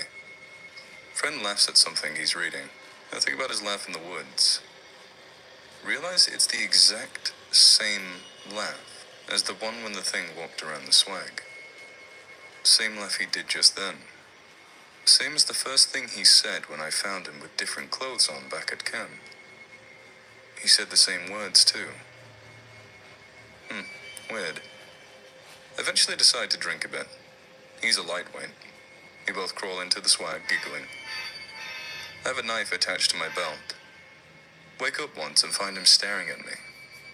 Drunk brain suddenly worried he might be going homo for a second whilst drunk. Talk about this girl I really like. He seems to be really aware and listening to everything I say. Suddenly feels like my bladder is gonna burst. I stagger out to this little river that goes past our campsite. Take a piss in the early morning light, whilst in the awe of the majesty of nature. See something grey sticking out of the riverbed. Pull it out. It's my friend's shirt he wore yesterday before going into the woods. It's torn up pretty bad. A little bit of blood on it. Too drunk to really put anything together. lovingly rebury it because my drunk brain thinks putting the cotton back into nature to decompose is a great idea. Clean hands on pants. Climb back into swag. Friend is fucking gone to the world. I pass out and wake up a couple of hours later. Friend's still asleep. Dirty hands, but then again, we both have dirty hands and stuff. Begin to nope about weird shit that was happening. Fire needs restarting. While pushing the coals and ashes around to add wood properly, I find a button off the pants he wore yesterday, and a bit of grey cotton fabric like the stuff on his shirt. What the fuck? Today is the day we pack up and leave. When Friend wakes up, he's being weird as he was yesterday. I'm packing. He gives me a weird look. I tell him to help. He asks if I can go get some firewood because he's hungry. I tell the bitch once we're done packing, I'll hold his hand and go into the woods with him. Once we've packed up, we both carry shit up to the car, which is hidden up near the bush track to get out of here. I've checked my car every day. He follows the whole way because the dumb fuck has probably forgotten where it is. We load up the car. I turn to make sure it's all good. I'm able to tune the radio. Pretty staticky, but there's a weather warning about some storms hitting the area. We go back to the campsite to grab the last shit. Can we go get the firewood now? Fred is standing just inside the edge of the woods. Suddenly get this feeling deep in my stomach, like instinctual fear or something. Really want to get the fuck out of there. Nah, man, weather warning. Eat some food we got left over, and we'll buy some hot food when we hit the next town. Top, that's all right. Well, I think she was even eating. The fucker's still acting weird. He's alright. Yeah, I'm fine. Are you sure we can't stay another night? I don't think it's stormy in here. See something moving on its way. What the fuck was that? He doesn't turn around. I pull up my knife and for some reason Holmes goes into a defensive pose. There's something behind you. He turns around. I'm sure there's nothing in it. I move back up to the car. He looks behind us a few times. I try to ignore him because he isn't. So, when I was cleaning up the fire, I noticed bits of your clothes over there. He says he wrecked them whilst collecting firewood and didn't want to enter the bush to get burned. Fucking weirdo, dude. You've never done shit like that before. He shrugs and looks around as we get to the car. I feel like something's watching me. Once we're in the car and back out on the road, I feel better. I keep trying to make conversation, but I just don't put much into the conversation. I turn on the radio. Every so often, he repeats things so the radio knows what to say. When I'm talking, I have time to think about it. Not being worried about shit that worries me. Giving up weird looks he's been giving me in different situations. I feel sick and horrified and I realize the faces and the faces I was pulling at him at those moments. He's been mimicking my expressions. Realize he's been repeating phrases I say and his life never changes. His clothes all torn up and buried. I tell me to go back into the crowd of fucking woods for some reason. I know for a fact he's a gay associate. Years ago he walked into the door and I'm sure he tries to be one too. I decided to give it another taste. Talk about some stupid shit we did as kids. Ask him questions and he just says, I don't mind it, or agrees with me. The more I think about it, the more I realize he hasn't been acting like himself at all since I met December. When we get into town, I turn my phone on and call my mom. She's glad we had fun and stuff. Can't wait for us to get back into town and spend more time with her before I go back to work. FIFA for life. Ask him if he's going to call his parents. We'll look again. Then he gets his phone from his bag. We'll continue doing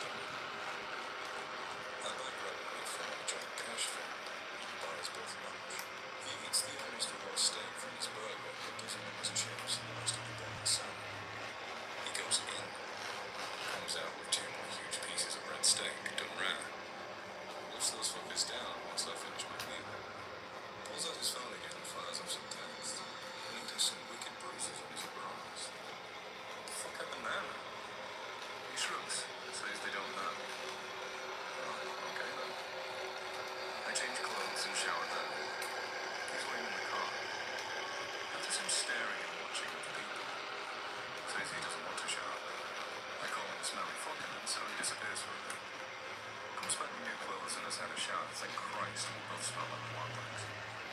Keep on driving. Now nighttime. Only an hour or two away from home. He slowly begins to join in conversation, but he doesn't sound the same as he used to. None of his speech habits, like making puns, I'd say fuck. No talking about the girl he's crazy about.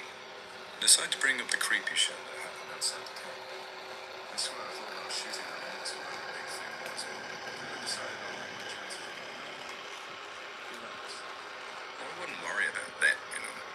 I begin to feel uneasy and think that maybe this isn't my friend sitting beside me anymore. What about that thing that walked around our tent?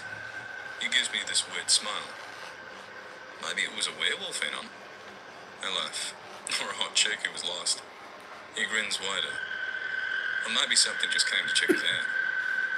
Feel weird again. I force a laugh. Why would anything do that? Like some cannibal or rapist? Hello, 250. He looks out the window. I can't watch him because I gotta keep my eye on the road. Maybe they wanted to get out of there as badly as you did this morning, you know?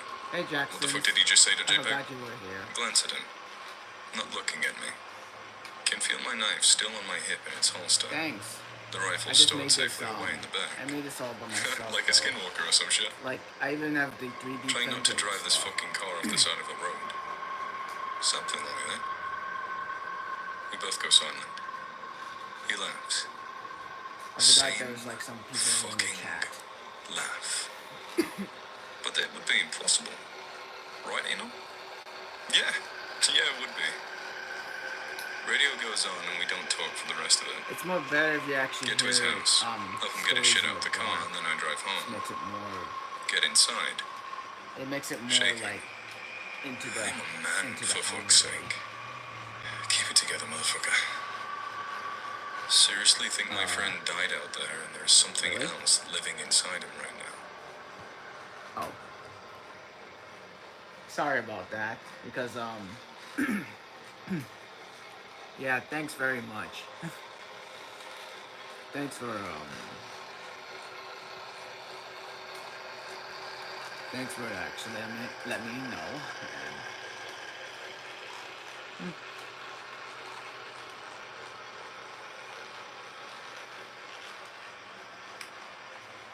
yeah, I actually I built this this place. This is my layout, so there's another one on the bottom, but it's more like it's 9 a.m. yeah. Well, because I'm trying to do like a little activity of like listening to stories and scary stories and stuff, so they're kind of actually really unique. Weird shit has happened, like his dog and cat have mysteriously disappeared. He doesn't hang out with us as much. And even the girl he liked tried hanging out with him, and she says he was really fucking weird. He apparently acts almost robotically, and only eats hardly cooked meat like a fucking caveman. His mom even asked if he had gotten into any fights because his skin was always bruised. Now, he could have joined a fight club or has become the most clumsiest fucker ever, but honestly, my best friend is a total different guy. He recently invited me to go camping again to the same spot. I had to say I was busy, but I'm terrified that maybe there was more than one. And when he tried to get me to go out into the woods with him, he was trying to lure me out there for the same thing to happen to me. Shit's so fucked, I ignore his calls now, and whenever I get back from a swing at work, all I get is complaints about his weird behavior and people asking if he's on drugs or something. Oh, cool. For God's sakes, I've told my friends to never take him up on camping, and I told the girl I liked, now my girlfriend, all this weird shit that happened, and she agrees that he's totally a different person.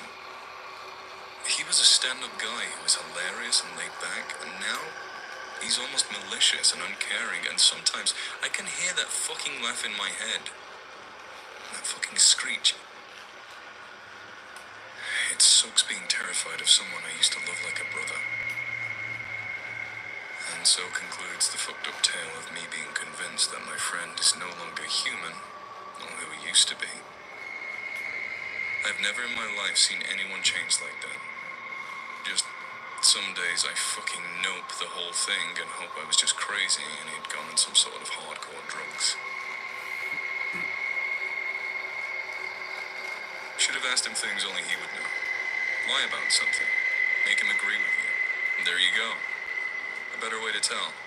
Or just come clean with everything and see if he admits it in arrogance. That's pretty much what I did. And that's what set it off for me. Stupid shit we did as kids, like putting this purple goo in these girls' hair. He loved to tell that story because in order to get rid of the blame on us, we put her in our own hair so we wouldn't get in trouble. And they wouldn't tell. We got in trouble anyway. While we were driving, I asked him if he remembered putting goo into girls' hair. He said yes. I asked him if he remembered if it was green or purple or blue or something. And he said he didn't remember, but he was pretty sure it was green. Now, there was no fucking way he forgot. No fucking way. He fucking told that story a couple of weeks before we went down there. I also asked him shit about his first dog, Mo. He didn't remember shit about Mo. In fact, it made me so fucking sick of his vague fucking responses that I stopped before I realized I was getting upset. And God knows what would have happened if it realized what I was doing. But I assume it can read, and it learns very fast. Like his phone.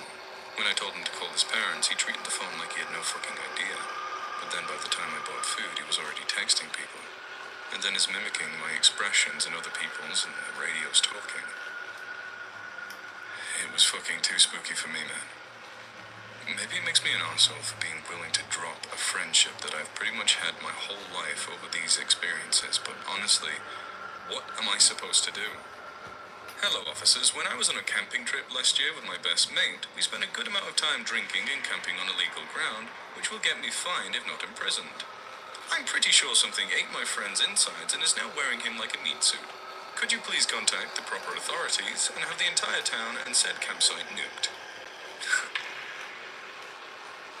From what I know, he hasn't attacked anyone physically, nor asked anyone else to go camping with him.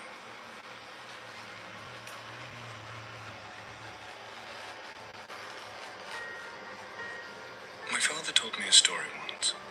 I'll never forget it, for a few reasons. I think it's the first story he ever told me as a child. It's also the story of how my grandfather died, but honestly, that isn't the reason. You hear stories on TV, or sometimes you overhear something in a public place. People talk about ghosts and aliens, and you think to yourself, that ain't real. They're making it up, or they've mistaken, or they're crazy, or something like that. You just can't believe it. Until something happens. Something that brings it all together, connects the dots in a way you didn't think of before. Maybe it happens to you. Maybe you hear the same story again and again, happening to different people. It doesn't take long for the world to become a lot bigger than you thought it was. As I said, this is a story my father told me, but I never believed it. Even when he swore, up and down, it was true.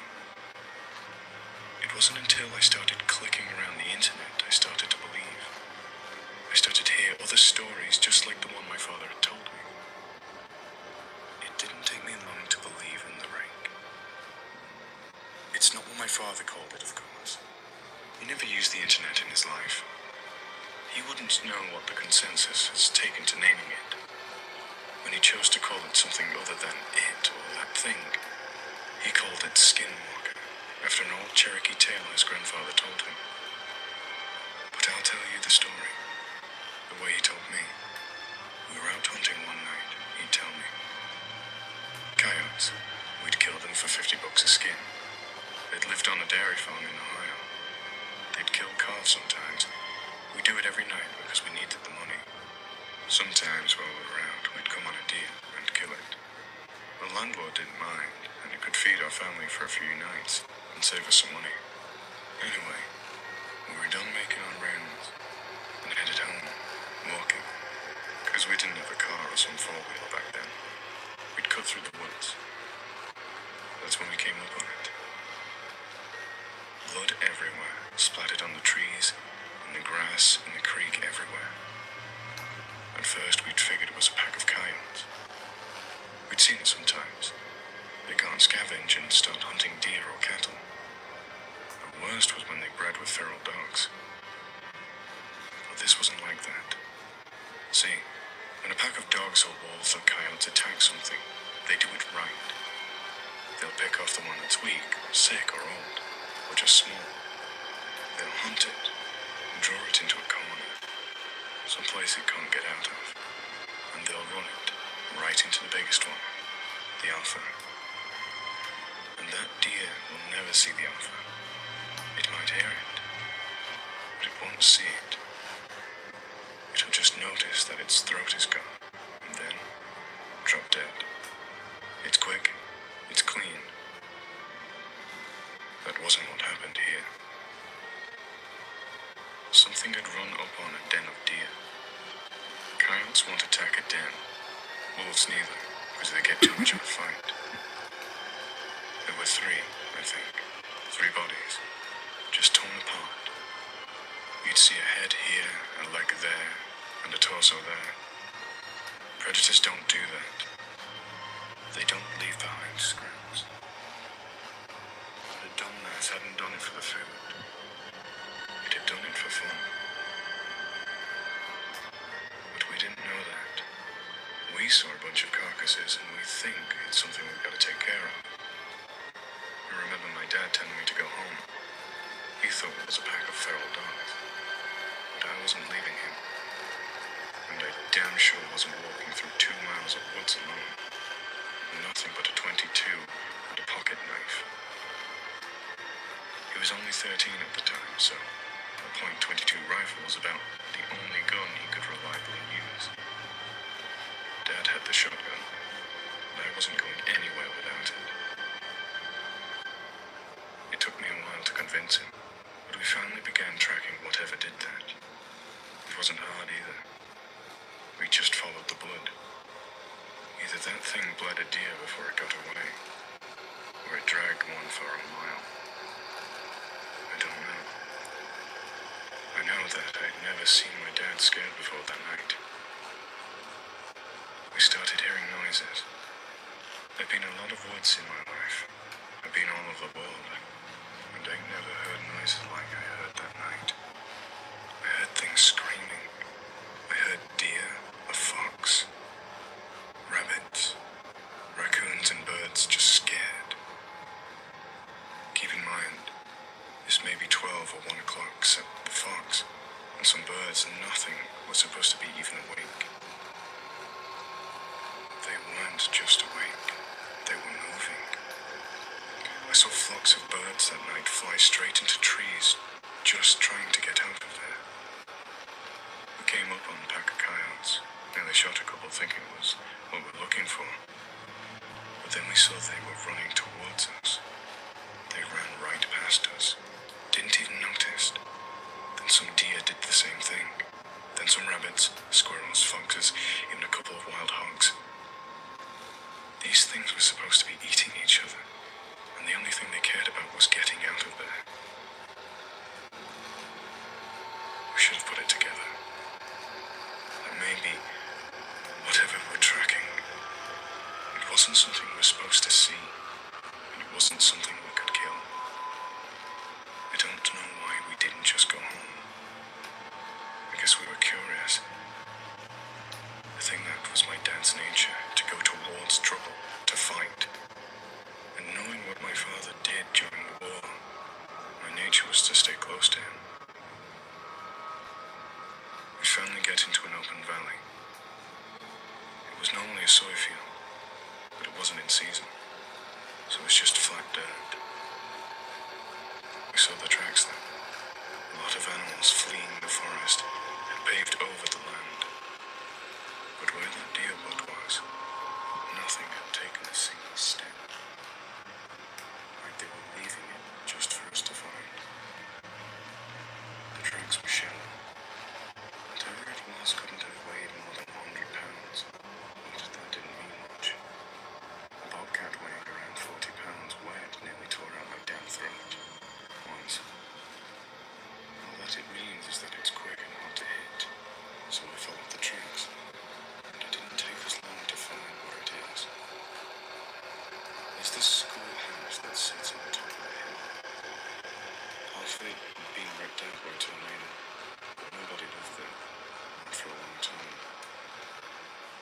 homeless people in there sometimes, and druggies looking for a safe place to shoot on. We figured maybe that was it. Maybe it was just some sick kid riding the high. But we didn't think that for long. We get within 50 yards and we hear this noise. Screeching kind of loud. It was sort of made up of two different sounds. One was a high-pitched screech, another was a low-pitched groan. It was making both at the same time. We get within 20 yards. We hear this sound. I can remember thinking that it sounded like paper being torn apart, or someone swinging water in a bucket back and forth. Dad looks at me, kneels down and whispers. I'm gonna stay behind him, because we're about to corner him.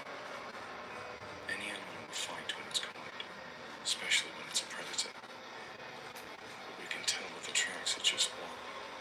He tells me it's probably a single feral dog, probably rabid. The plan is to sneak up on it while it's eating it, shoot it, and then keep shooting it until it don't move anymore. Slit his throat. And if it gets to Dad, it's my job to shoot it or stab it to get it off him. So he walks up, then right behind him, just a tad to his side, so I can see what it is. I wish to this day I didn't. I was leaning over a carcass, tearing off its flesh, and throwing what doesn't make it aside.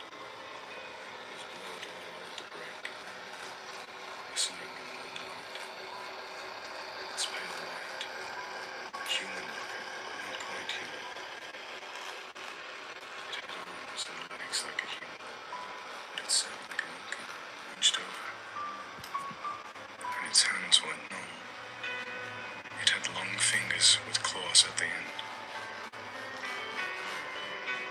So I see that and my dad hesitates. He wasn't about to fire on a person, so he clears his throat to try and get it to turn around.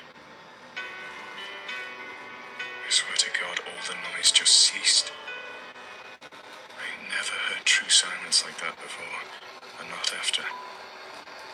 But for 2 seconds, nothing made any noise. Which made it all louder when it turned around. It made the shrill cry and jumped on Dad.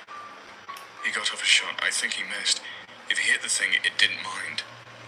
It was on him, tearing parts of him off. I started shooting it with the .22, point blank, but it barely bled the thing. I got off 5 rounds and I started hitting it with the gun butt. But it wasn't budging. It didn't even register I was there. It started clawing at my dad, taking bits of his flesh. It started on his torso, ripping off the skin, his tit, and moves up. It tore off his throat. It tore off his nose, his eyes. It scalped him. Then it started digging in, ripped off the bottom half of his jaw, little bones and a tube in your neck. Then his ribs. I don't exactly remember what happened, but somehow my dad's knife ends up in the thing's shoulder. My dad ends up on my back. I'm running. My God, I'm running faster than I've ever run before. Or thereafter. And it's following me. I end up back in the woods, opposite to the ones we'd been in. I'm heading towards my landlord's house. It's half a mile away. I can hear this thing screeching and moaning. I hear these tree branches crack and get thrown around. It sounds like it's taking an axe to every single tree I pass. It's cracking so loud and often. But I just ain't looking back. Finally, I trip onto gravel. I look up and there's the landlord and a bunch of his buddies drinking around the campfire. I scream and I cry and they come over. I'm telling them to call an ambulance and he looks at me. And I'll never forget what he said. What's that on your back? He asked me. Just as he said it, he saw one of those god-awful flannel shirts my dad wore everywhere. It was what was left of my dad. Most of his head, his torso, but nothing after his waist. Suddenly we hear it, screeching, He grabs me. My dad gets thrown to the ground. I'm fighting him, crying because I still think we can save him somehow. My dad had been gone for a while, since I picked him up. He has to pick me up and throw me inside before I go with him. He and his buddies were all inside. They're locking doors and getting guns. The landlord's asking me what happened, but I just don't know what to tell him. He pieced enough of it all together to understand that there was something dangerous there. All the lights in the house. Someone calls the cops. They'll be there, but in 15 minutes. We look outside and see it walk in front of the fire they'd made. Don't know what it is, one of them says. Looks like an ape. Suddenly something goes through the window. He shoots at it. But it ain't the thing. It's my landlord's dog. Just the body, though. Not its head or legs. We start pushing things in front of the doors and windows. We hear something in the garage. I remember one of his friends saying that the doors were open. We hear metal and glass getting ripped apart. We put a couch and TV in front of the door to the garage. It banged around some more, but then it got quiet. Not silent like before. We could hear it move around some, and the guys were talking, making sure the guns were ready. Someone hands me a pistol. No sooner did I cock the hammer back, did we hear something shatter upstairs. Then we heard it screech again, except it was louder. It didn't echo and fade out, because it was inside. We all rushed to the door upstairs, and we got to it just as the thing did. It opened it just a bit, and 4 or 5 men just slammed into it. It just got its hand through. Someone with a shotgun took care of that, put the barrel right into its wrist and pulled the trigger. Got its hand clean off. That only pissed it off, though. It started pushing on the door, clawing. We were on the one side, pushing as best we could, and it was on the other, doing just the same. The wood just wasn't going to hold, so someone tells us to keep our heads down. Suddenly, the top of the door is just gone. My ears are ringing, and the splinters are everywhere. 2 or 3 of them just unloaded on the top of the door. I don't really know where it went after that. The police got there. I was still glued to that door. What was left of it? The sun was up before they got me off it.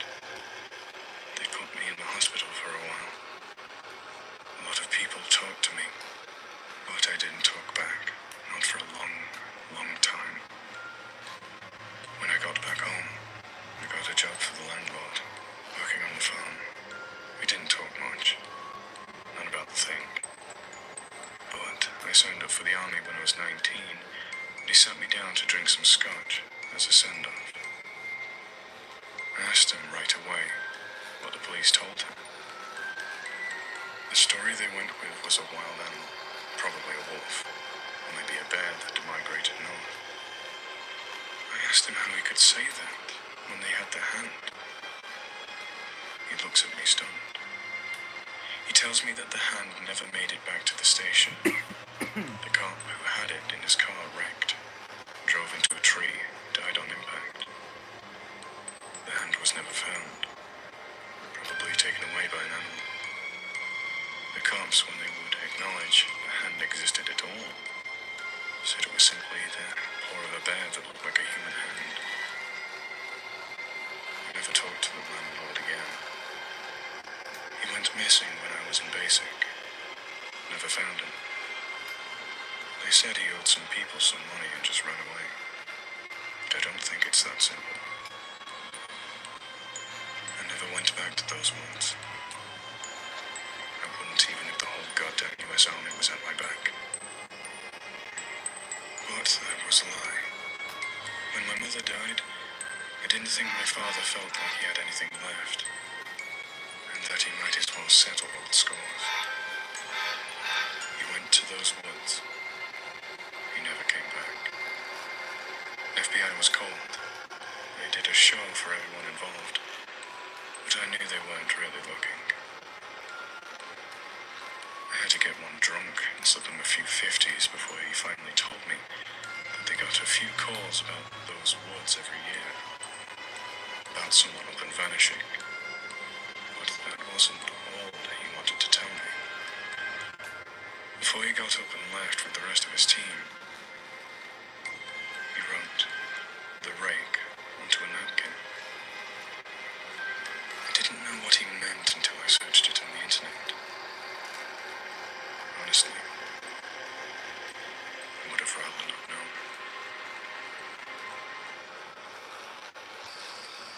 My grandfather. Alright.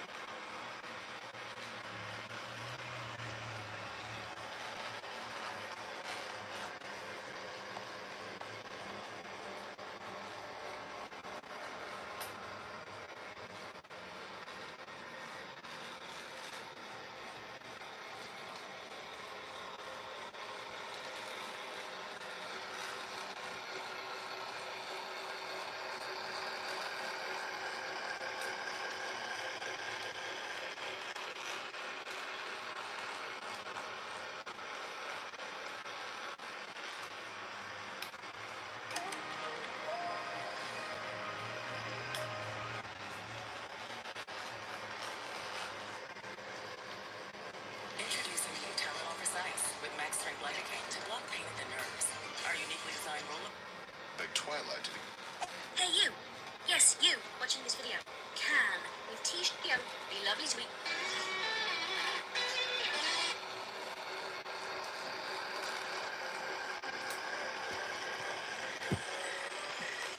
Of all the ways Rainbow What Dash kind had of envisioned her evening going, waking up in an efficiently dug, if somewhat shallow, grave was not one of them.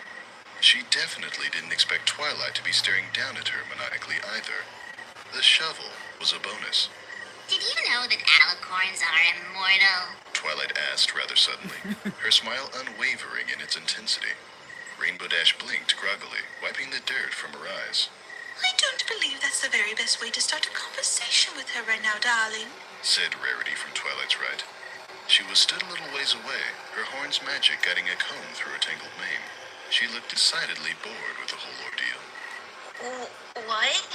Rainbow asked, wincing as she tried to stretch out her body. Everything ached. She felt worse than the day after a particularly harsh workout. Maybe digging her way out of that grave hadn't helped. Wait. Why was I... Did you know that alicorns are immortal? Twilight asked again before shaking her head. She laughed nervously. Sorry. That's been going through my head a lot recently. Oh, I know. Rarity said despairingly. What's going on? Rainbow demanded. Why do I ache so much? Oh, don't worry about that. Twilight said, waving her hoof in front of her. That goes away super fast. Trust me. I did my research. On what? Bleh! Rainbow nearly jumped out of her skin. Next to her, in an eruption of pink mane and fallen dirt, Pinkie Pie had appeared from a grave of her own. Holy crap cake! That was awesome! Pinkie exploded, jumping up and down on her hind legs. Best prank ever! It's not a prank. Rarity supplied briefly. Rainbow looked from Pinkie Pie, who seemed to be vibrating on the spot, to Twilight, who was watching Pinkie's reaction with fascination. She cleared her throat, realizing that it was almost sandpaper dry. Can some pony please explain to me what the heck is going on? Oh, that's simple, darling. Rarity said, discarding her comb. You're dead. Rainbow gaped. I'm... what? Rarity made a face. We all are. What? Twilight laughed, the kind of laugh you might expect from a mad scientist. So basically, Twilight's regular laugh. What? I might have overreacted a little, but I think it worked out fine. I'm dead? Nuh-uh. If I was dead, I could do this. Rainbow wasn't sure what Pinkie did, but the next second she was being showered with confetti and party balloons. One bounced off her head. Rainbow's eye twitched. I'm sorry. Am I not getting the punchline here or something? How are we dead? I, Twilight rubbed the back of her head in embarrassment.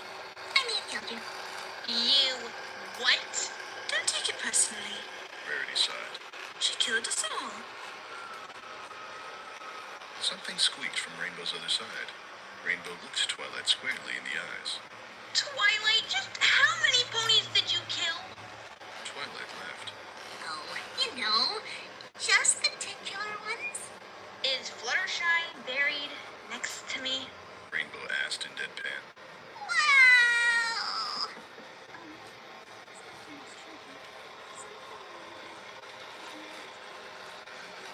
You buried Fluttershy?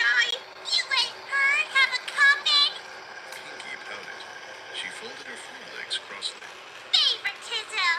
I got her. Rarity said. Her horn? Performance and efficiency and harmony. Engineering meticulously Nope. crafted for Glow. And a moment later, dirt lifted from Fluttershy's grave in a neat rectangle. Once the dirt was discarded, Rarity opened the coffin door. Fluttershy lay on her back, her eyes wide in fear. Thank you. What's going on? Rainbow offered Fluttershy her bow. That's what I'm trying to figure out. And I'm trying to explain. Fine. Then please, do that. Twilight huffed. I don't know why you're all so mad. I gave you a gift. When Princess Celestia mentioned in passing about alicorns being immortal, I didn't believe her at first. Then she told me it was supposed to be covered in the book of alicorn biology that she gave me after my coronation. But Spike had been using it to even out a table leg for months. Anyways, after that I kinda freaked out a little. I mean, who would, right? No one spoke. Anyway, I got this crazy idea, right? I thought to myself, there's no way I want to live my immortal life on my own. How silly is that? So, I dug out this old resurrection spell I've been meaning to study and found out there was a way to make normal ponies immortal too. They just had to die first, so I could resurrect them.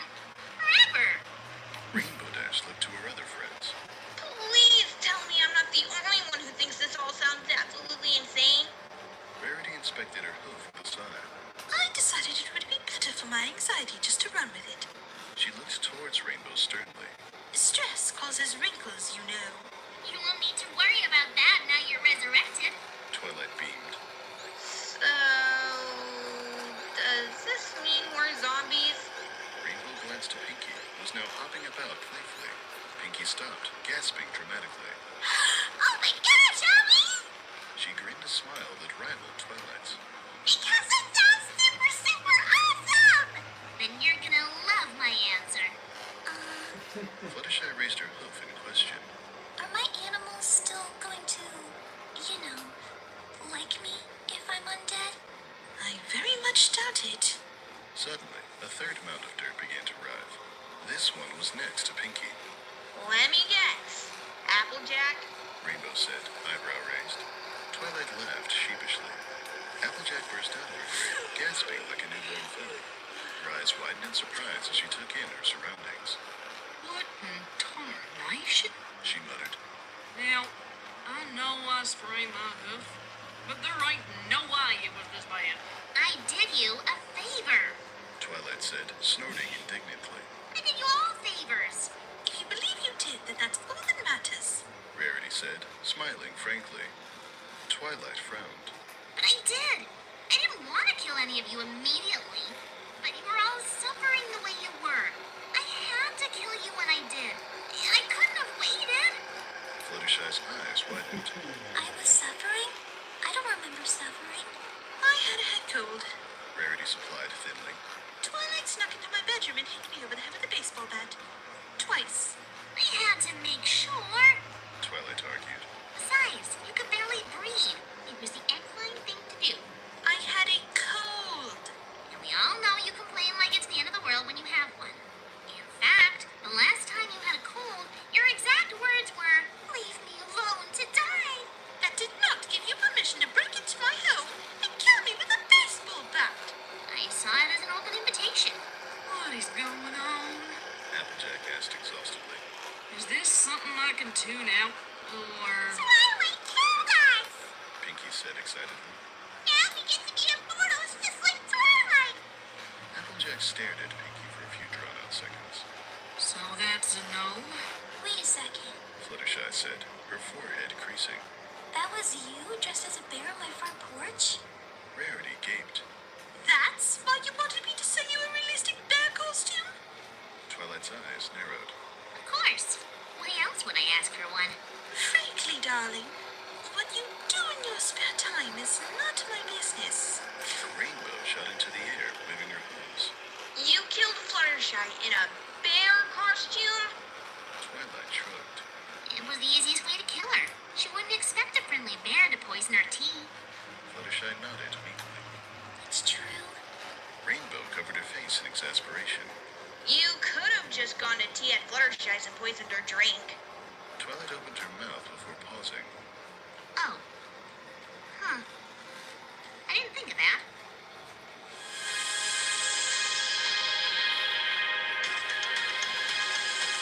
But you thought of a bear suit? Applejack sighed. Can I just lie back down in my grave or something? So, how'd you kill me? Rainbow asked incredulously. How did you even catch me? Twilight shrugged. Duh. I smothered you in your hospital bed yesterday after you sprained your wing. You did what? Same with AJ, actually. Twilight gestured to Applejack. Rainbow shook her head emphatically. No way.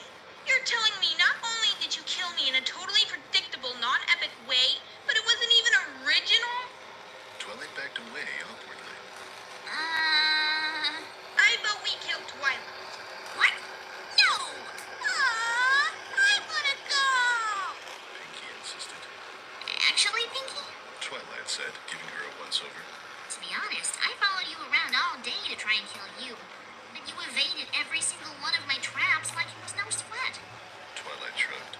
I was actually gonna give up, but then you ate about 12 dozen cupcakes and went into a sugar-induced coma. So I just buried you like that and hope for the best. She cocked her head to one side. Tell me, do you feel dead? Pinky frowned. What's it supposed to feel like? Like this? Rainbow growled.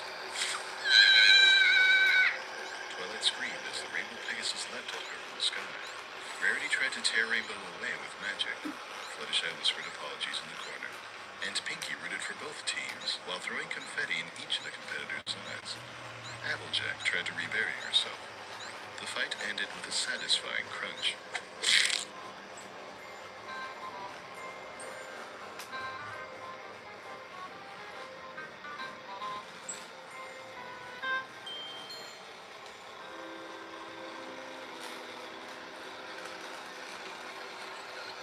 We are gathered here today to mourn the loss of not one, but 6 ponies.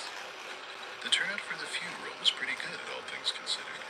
Most of Ponyville had turned up to celebrate the lives of the main 6, as well as a few scattered family members who could make it this late notice, plus a dozen animals from Fluttershy's cottage.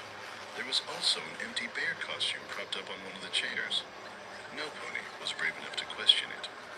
The funeral stallion continued his long-winded speech, listing the many accomplishments of the Elements of Harmony and Princess Twilight Sparkle.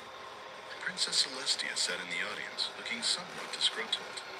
It probably had something to do with the fact that there were 5 ponies in poorly fitted black cloaks and sunglasses in the back row, all faking their woes to various degrees. No one but the princess seemed to notice this. Pinkie Pie was sobbing erratically, pausing to giggle between breaths. Rarity cried with theatrical charm. Rainbow and Applejack sat with their forelegs crossed, eyes narrowed beneath their cloaks. Fluttershy was too afraid to turn up for her own funeral, and Twilight sat with an ice pack pressed against her cheek. Turns out dying via a very powerful right hook left its mark even beyond the grave. When Celestia was asked to say a few words, she sighed deeply into the microphone for a count of 48 seconds before sitting back down. No pony knew exactly what that meant, but because she was practically God, no one disputed it either. At the end of the funeral, Twilight and her friends gathered in front of the 6 empty coffins. You know, I think this all went rather well. Twilight said. All things considered. We're zombies. Yes, but we're together. And we're all immortal. How great is that? Now none of us ever have to worry about being alone. We'll rot. I'm not sure I have any outfits to complement decaying flesh.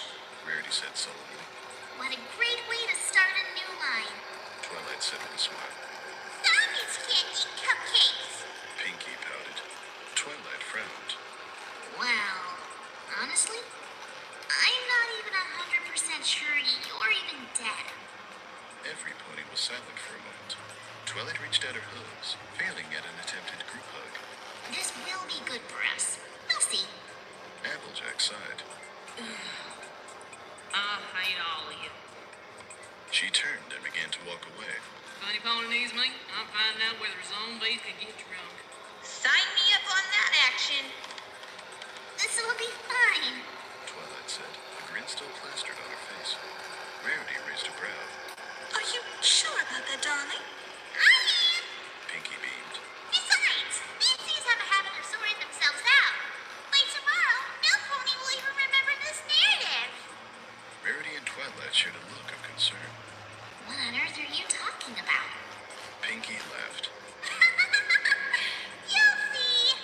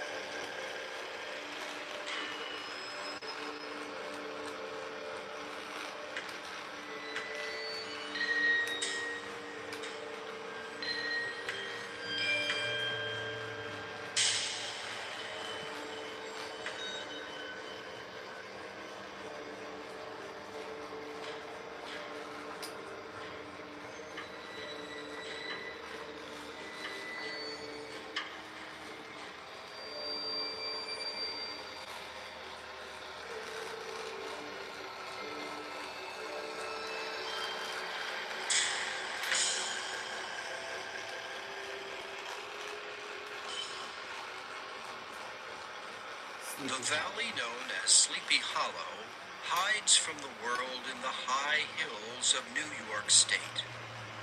There are many stories told about the Quiet Valley, but the story that people believe most is about a man who rides a horse at night. The story says the man died many years ago during the American Revolutionary War. His head was shot off. Every night he rises from his burial place, jumps on his horse, and rides through the valley looking for his lost head. Near Sleepy Hollow is a village called Tarrytown. It was settled many years ago by people from Holland. The village had a small school and one teacher named Ichabod Crane. Ichabod Crane was a good name for him because he looked like a tall bird, a crane. He was tall and thin like a crane. His shoulders were small, joining two long arms. His head was small too and flat on top. He had big ears, large, glassy green eyes, and a long nose. Ichabod did not make much money as a teacher, and although he was tall and thin, he ate like a fat man. To help him pay for his food, he earned extra money teaching young people to sing. Every Sunday after church, Ichabod taught singing. Among the ladies Ichabod taught was one Katrina Van Tassel. She was the only daughter of a rich Dutch farmer. She was a girl in bloom, much like a round, red, rosy apple. Ichabod had a soft and foolish heart for the ladies, and soon found himself interested in Miss Van Tassel. Ichabod's eyes opened wide when he saw the riches of Katrina's farm.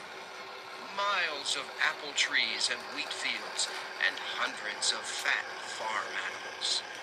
He saw himself as master of the Van Tassel farm, with Katrina as his wife.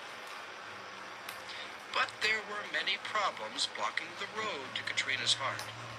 One was a strong young man named Brom Van Brunt.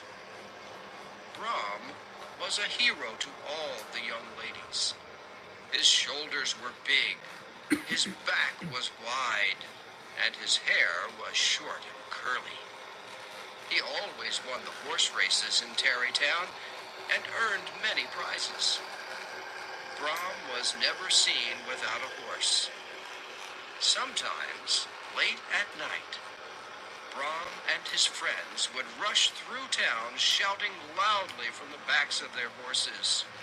Tired old ladies would awaken from their sleep and say, "Why, there goes Brom Van Brunt leading his wild group again." Such was the enemy Ichabod had to defeat for Katrina's heart. Stronger and wiser men would not have tried, but Ichabod had a plan.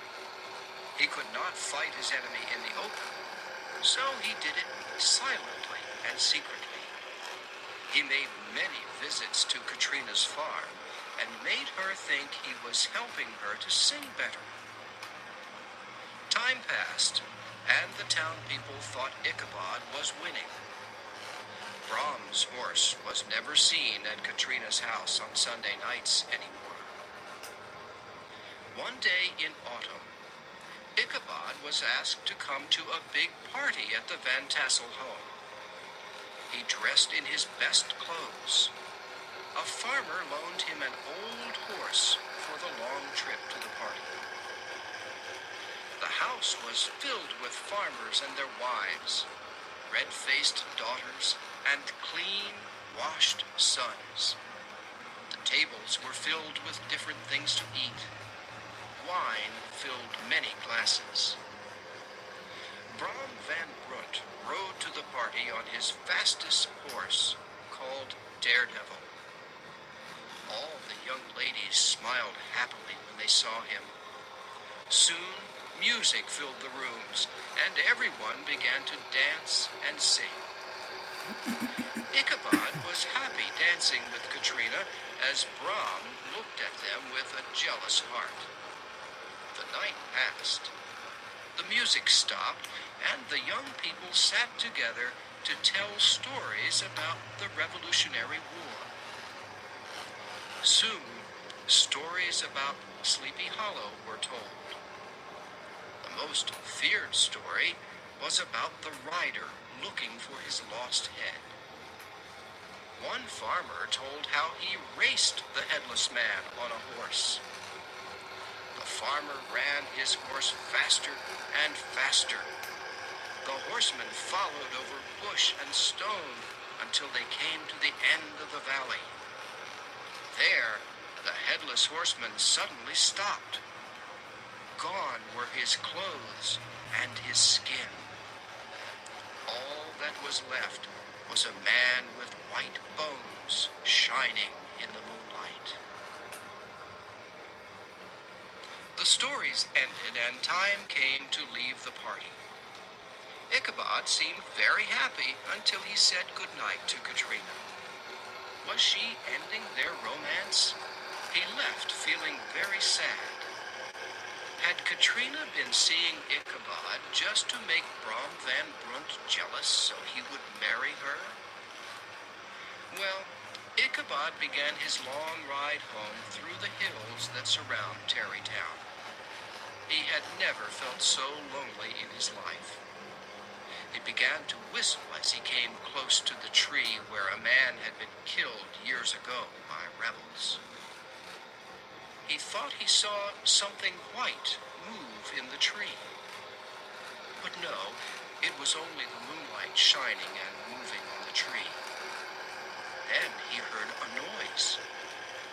His body shook. He kicked his horse faster.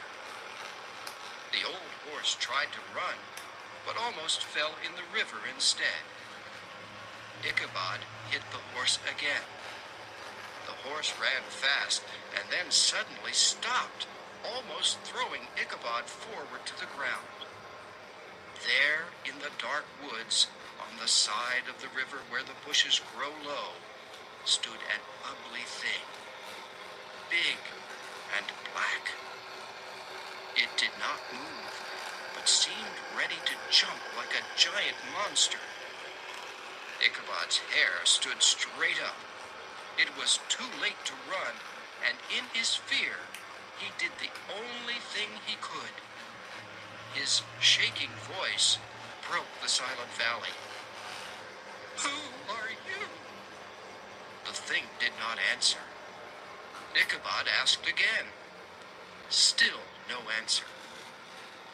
Ichabod's old horse began to move forward. The black thing began to move along the side of Ichabod's horse in the dark. Ichabod made his horse run faster. The black thing moved with them. Side by side they moved, slowly at first, and not a word was said.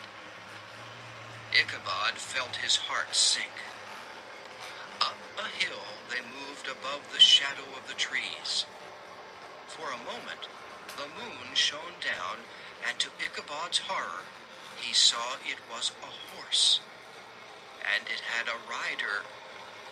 But the rider's head was not on his body. It was in front of the rider, resting on the horse. Ichabod kicked and hit his old horse with all his power. Away they rushed through bushes and trees across the valley of Sleepy Hollow. Up ahead was the old church bridge where the headless horseman stops and returns to his burial place. "If only I can get there first, I am safe," thought Ichabod. He kicked his horse again. The horse jumped onto the bridge and raced over it like the sound of thunder. Ichabod looked back to see if the headless man had stopped. He saw the man pick up his head and throw it with a powerful force. The head hit Ichabod in the face and knocked him off his horse to the dirt below. They found Ichabod's horse the next day peacefully eating grass. They could not find Ichabod. They walked all across the valley. They saw the footmarks of Ichabod's horse as it had raced through the valley. They even found Ichabod's old hat in the dust near the bridge. But they did not find Ichabod. The only other thing they found was lying near Ichabod's hat. It was the broken pieces of a round orange pumpkin. The town people talked about Ichabod for many weeks. They remembered the frightening stories of the valley. And finally, they came to believe that the headless horseman had carried Ichabod away. Much later, an old farmer returned from a visit to New York City. He said he was sure he saw Ichabod there. He thought Ichabod silently left Sleepy Hollow because he had lost Katrina. As for Katrina, her mother and father gave her a big wedding when she married Brom Van Brunt. Many people who went to the wedding saw that Brom smiled whenever Ichabod's name was spoken, and they wondered why he laughed out loud when anyone talked about the broken orange pumpkin found lying near Ichabod's old dusty hat.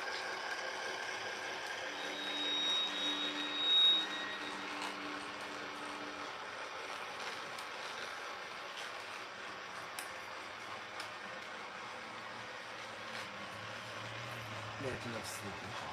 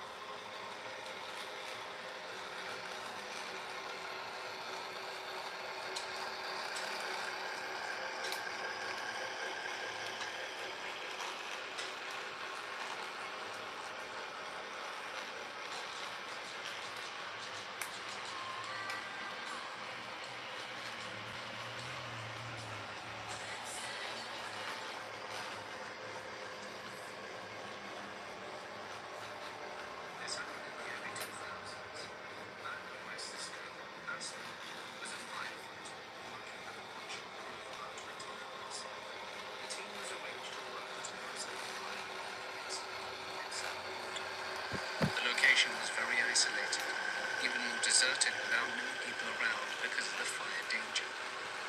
The fire crew had arrangements to stay at the Gadsden Hotel. This happened in the early 2000s, before everyone and their cousins had cell phones, so Aspen had zero clue about the history of this hotel that had been around since 1907.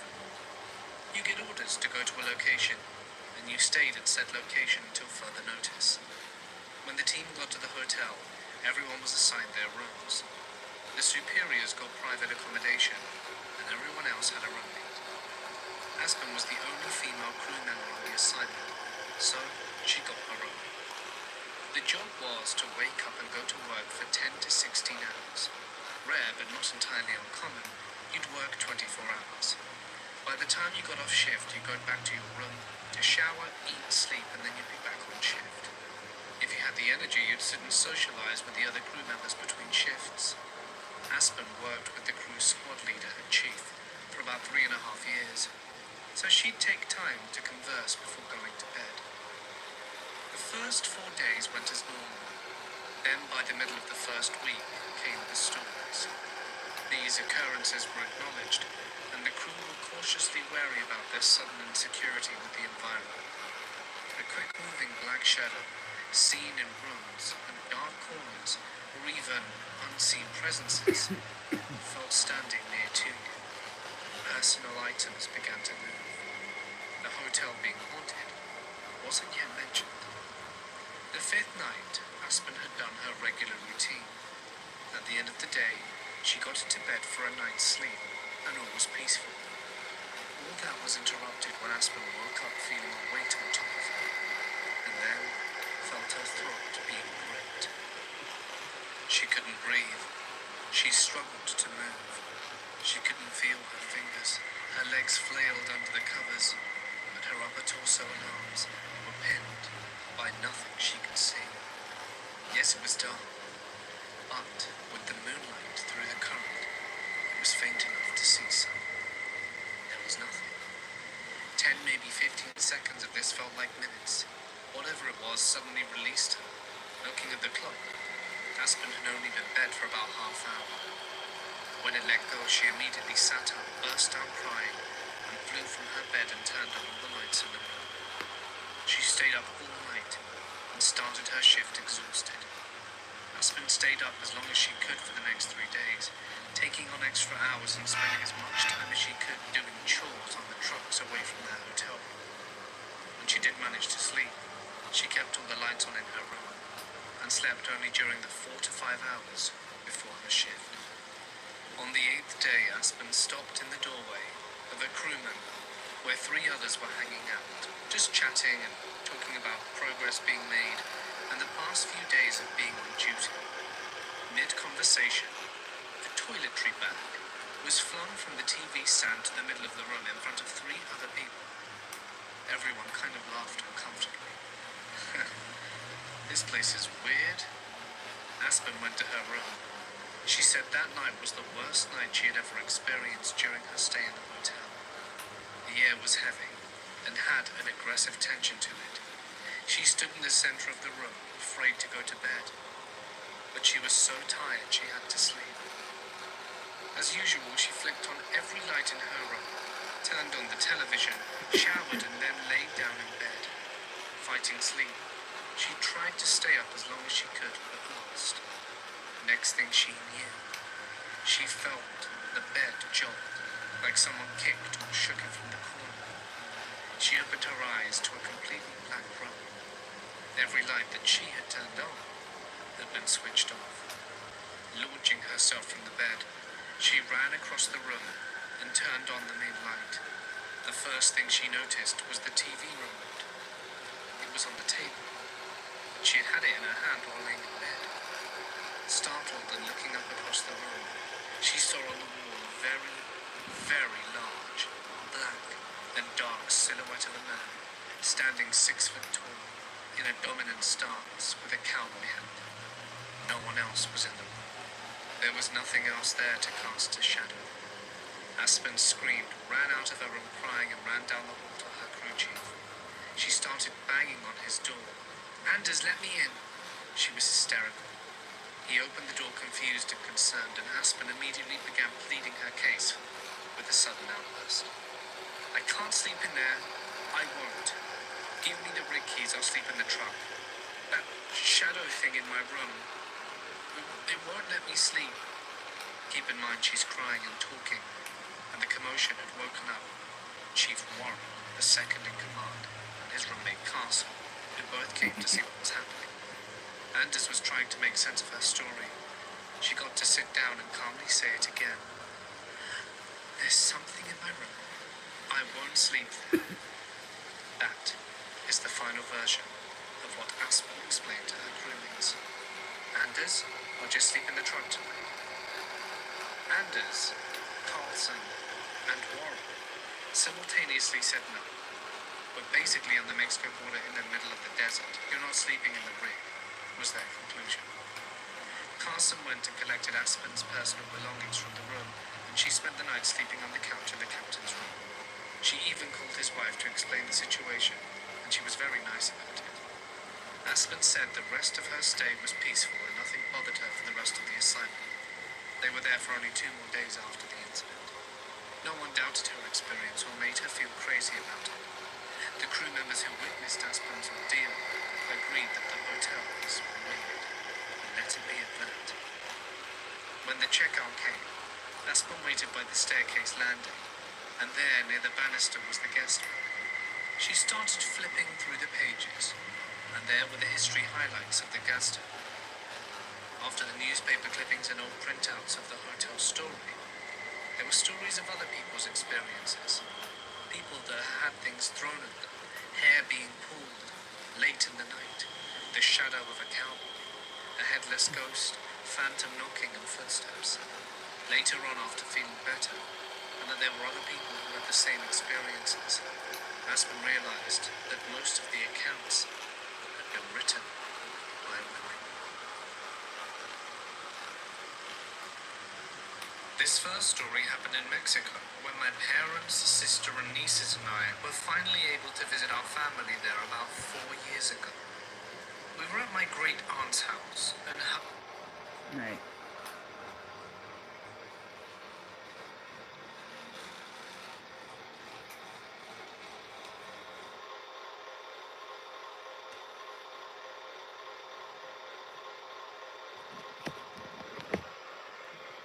Check the layout.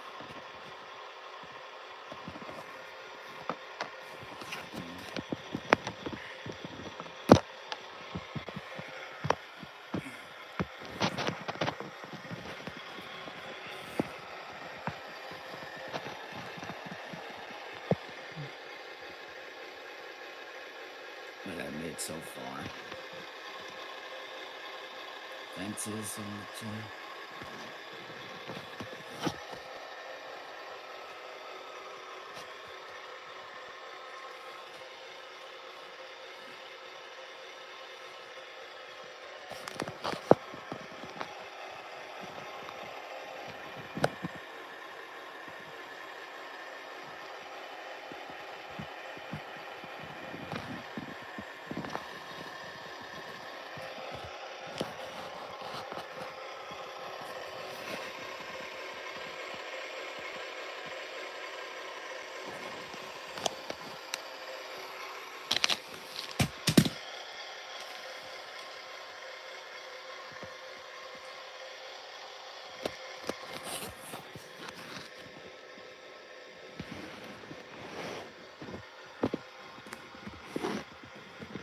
We got like the layout right here for Crystal Empire.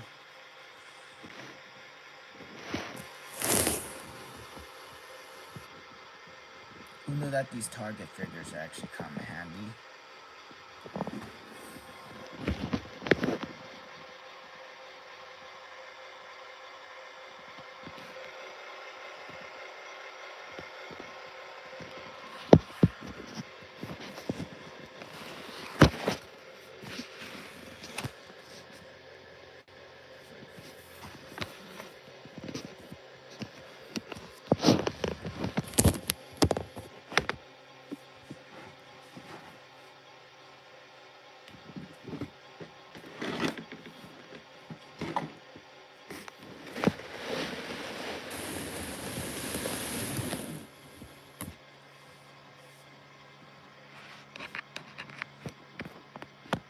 kind of a little cold, that's why.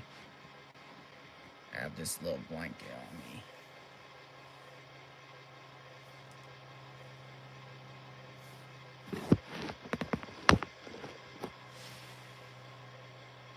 They even have a sign here saying "Welcome to Crystal Empire."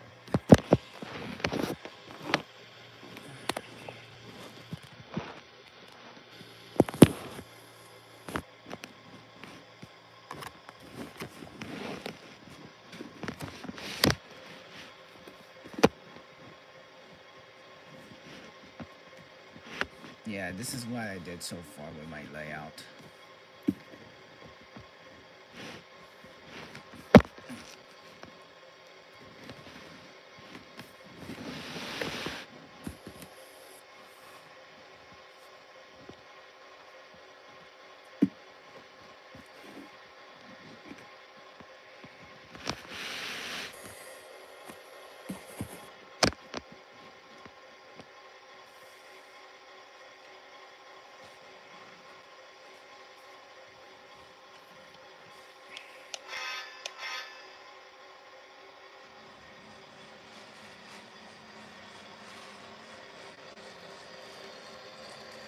As the sun comes up,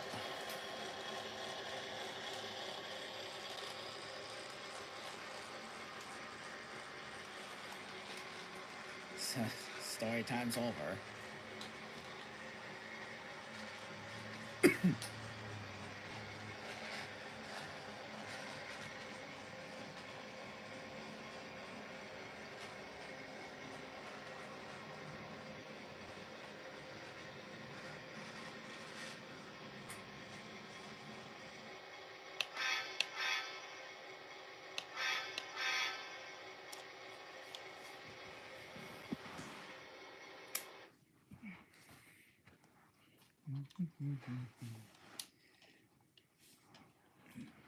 Let's-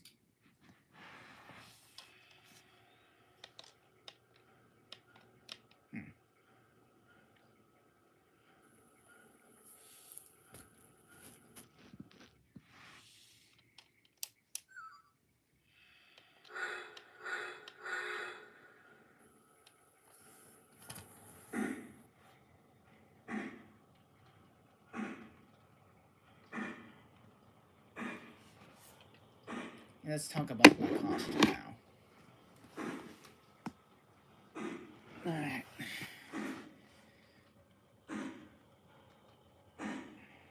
What I'm gonna do for this year.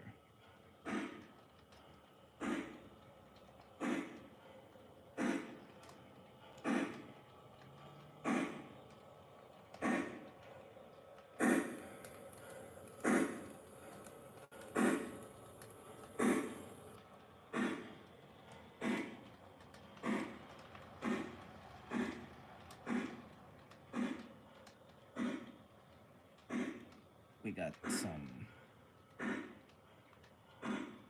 Let's see who.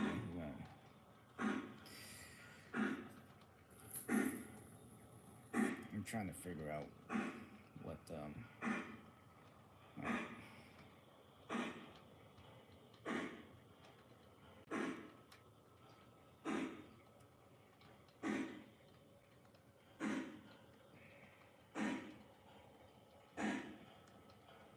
Yes, I actually got a fine, nice coat.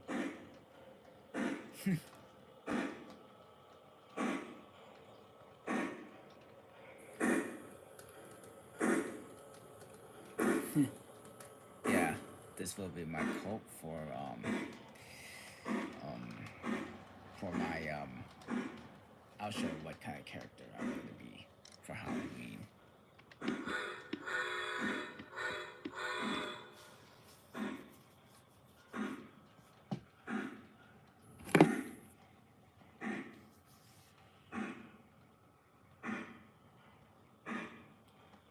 I got a Christmas train, but it's not completed yet. I just need my boxcar.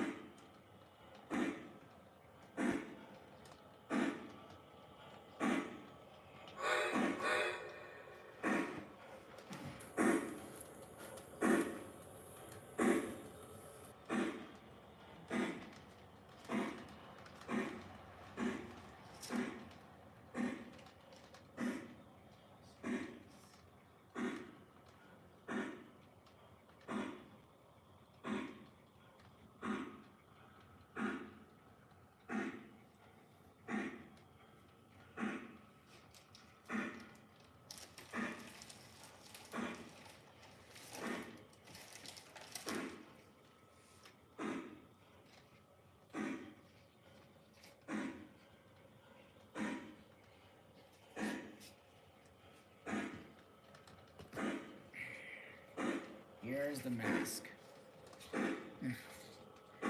It's Blitz from Hell of a Boss. Yeah, I'm gonna be that person for Halloween, and I made a tail, and use the belt to actually hook up his tail, that sort of thing. Yeah. It didn't took long to make. Yeah.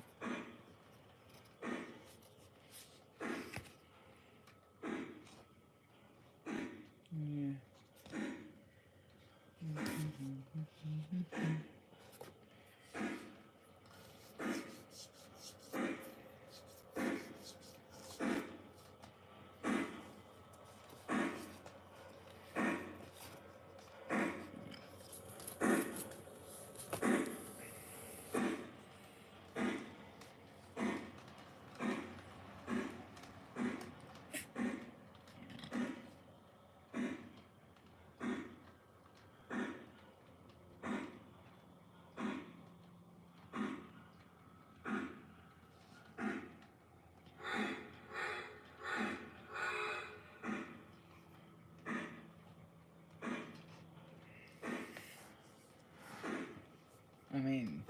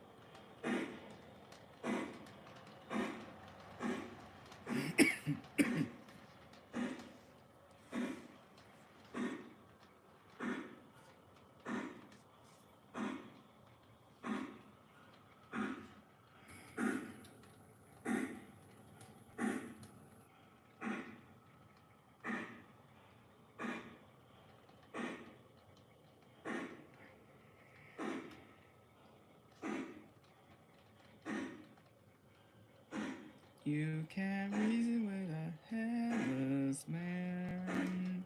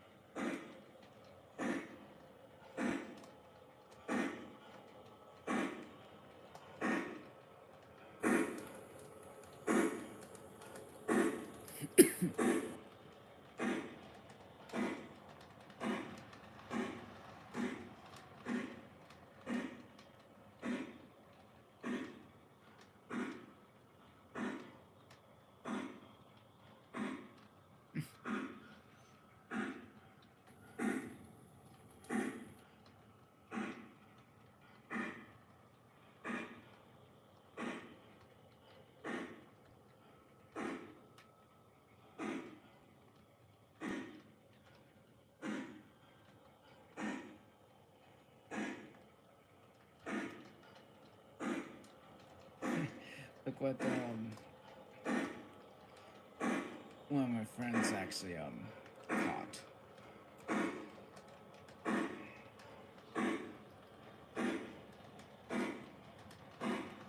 This train.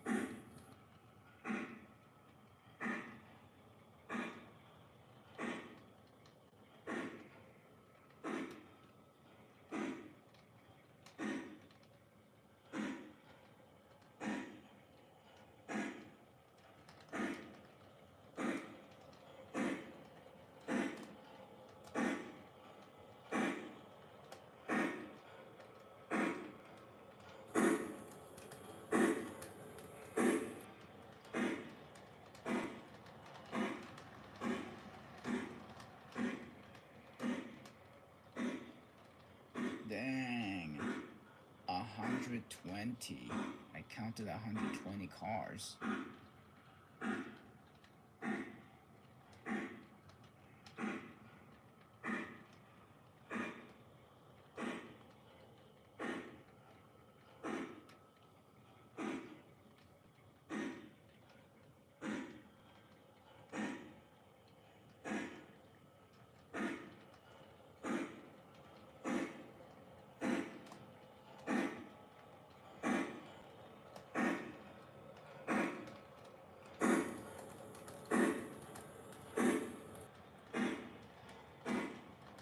He did another one.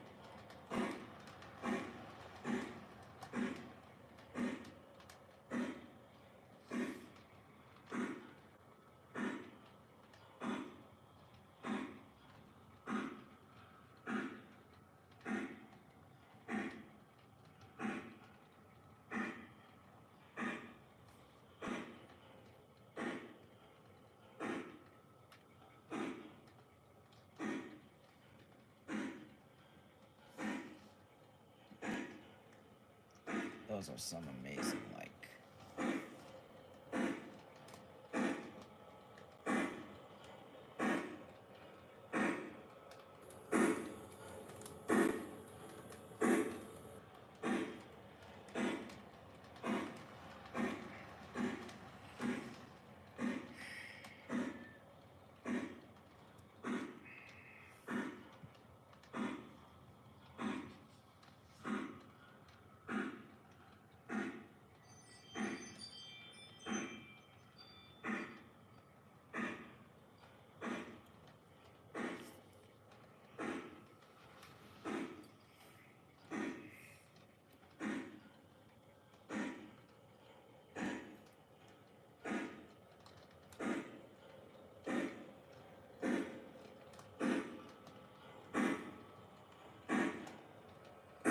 Although I'm actually gonna think about putting more flowers in this one, as you can see.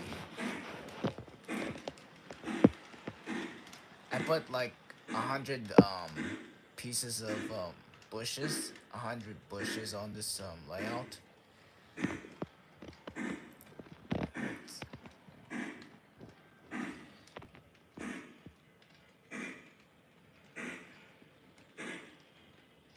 Since this is actually a course route, and this is actually a city of Equestria, so I probably actually had to put more.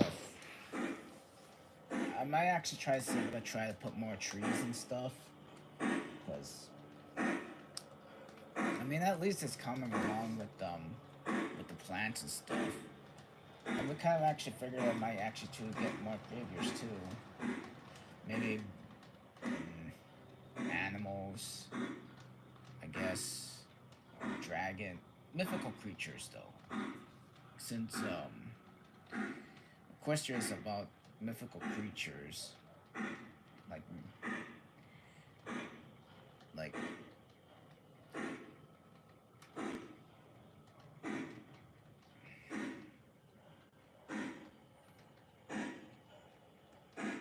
let me see what kind of figure of any mythical creature figures out there.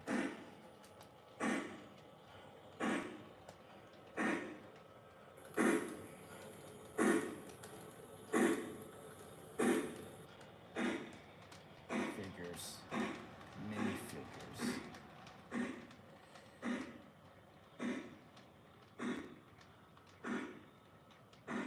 Okay.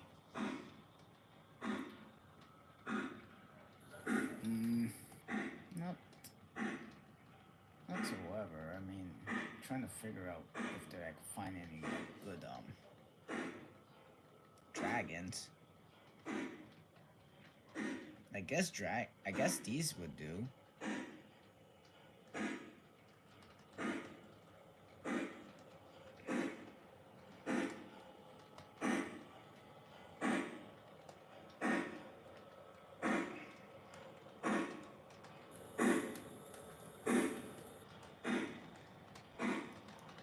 At least that they look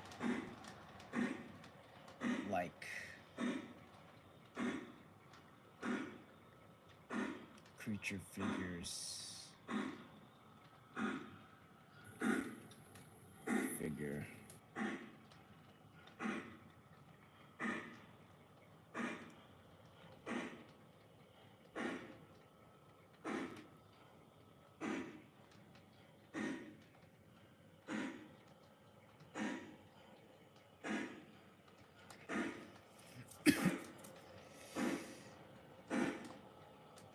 Although they actually kind of look like they're so scary that they might actually attack anybody. But the meaning, like, Princess Amber really gonna go attack Equestria. Watch out.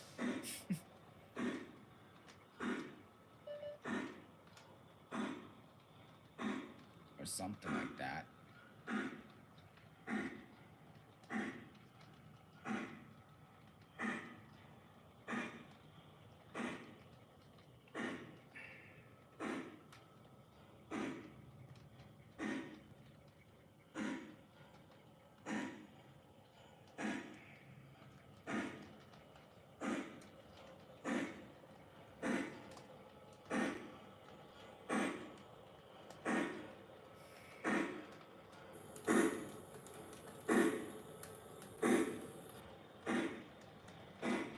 Or I actually try to find more holy figures.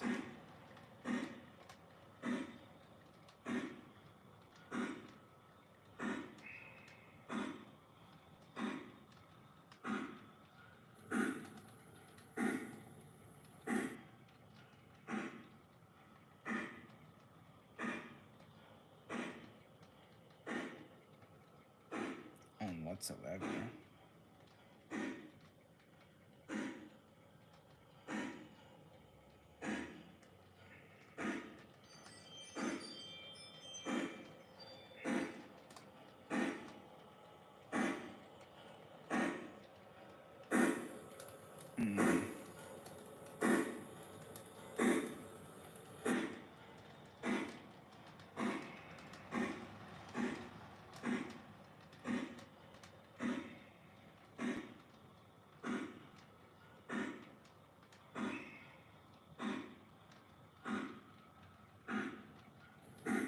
Let's see if I can try to get more figures though. Since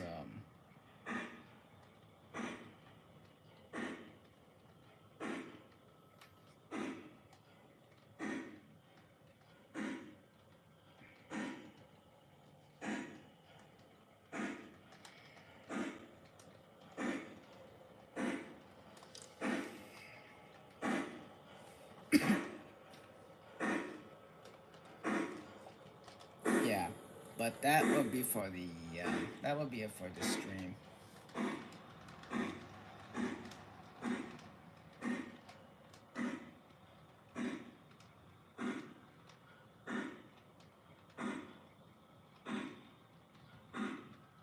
Let me just park my train in that proper spot.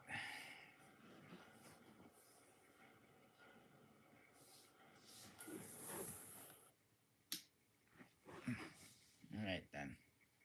So what I'm gonna actually try to see if I could try to do next time is try to get more trees there, and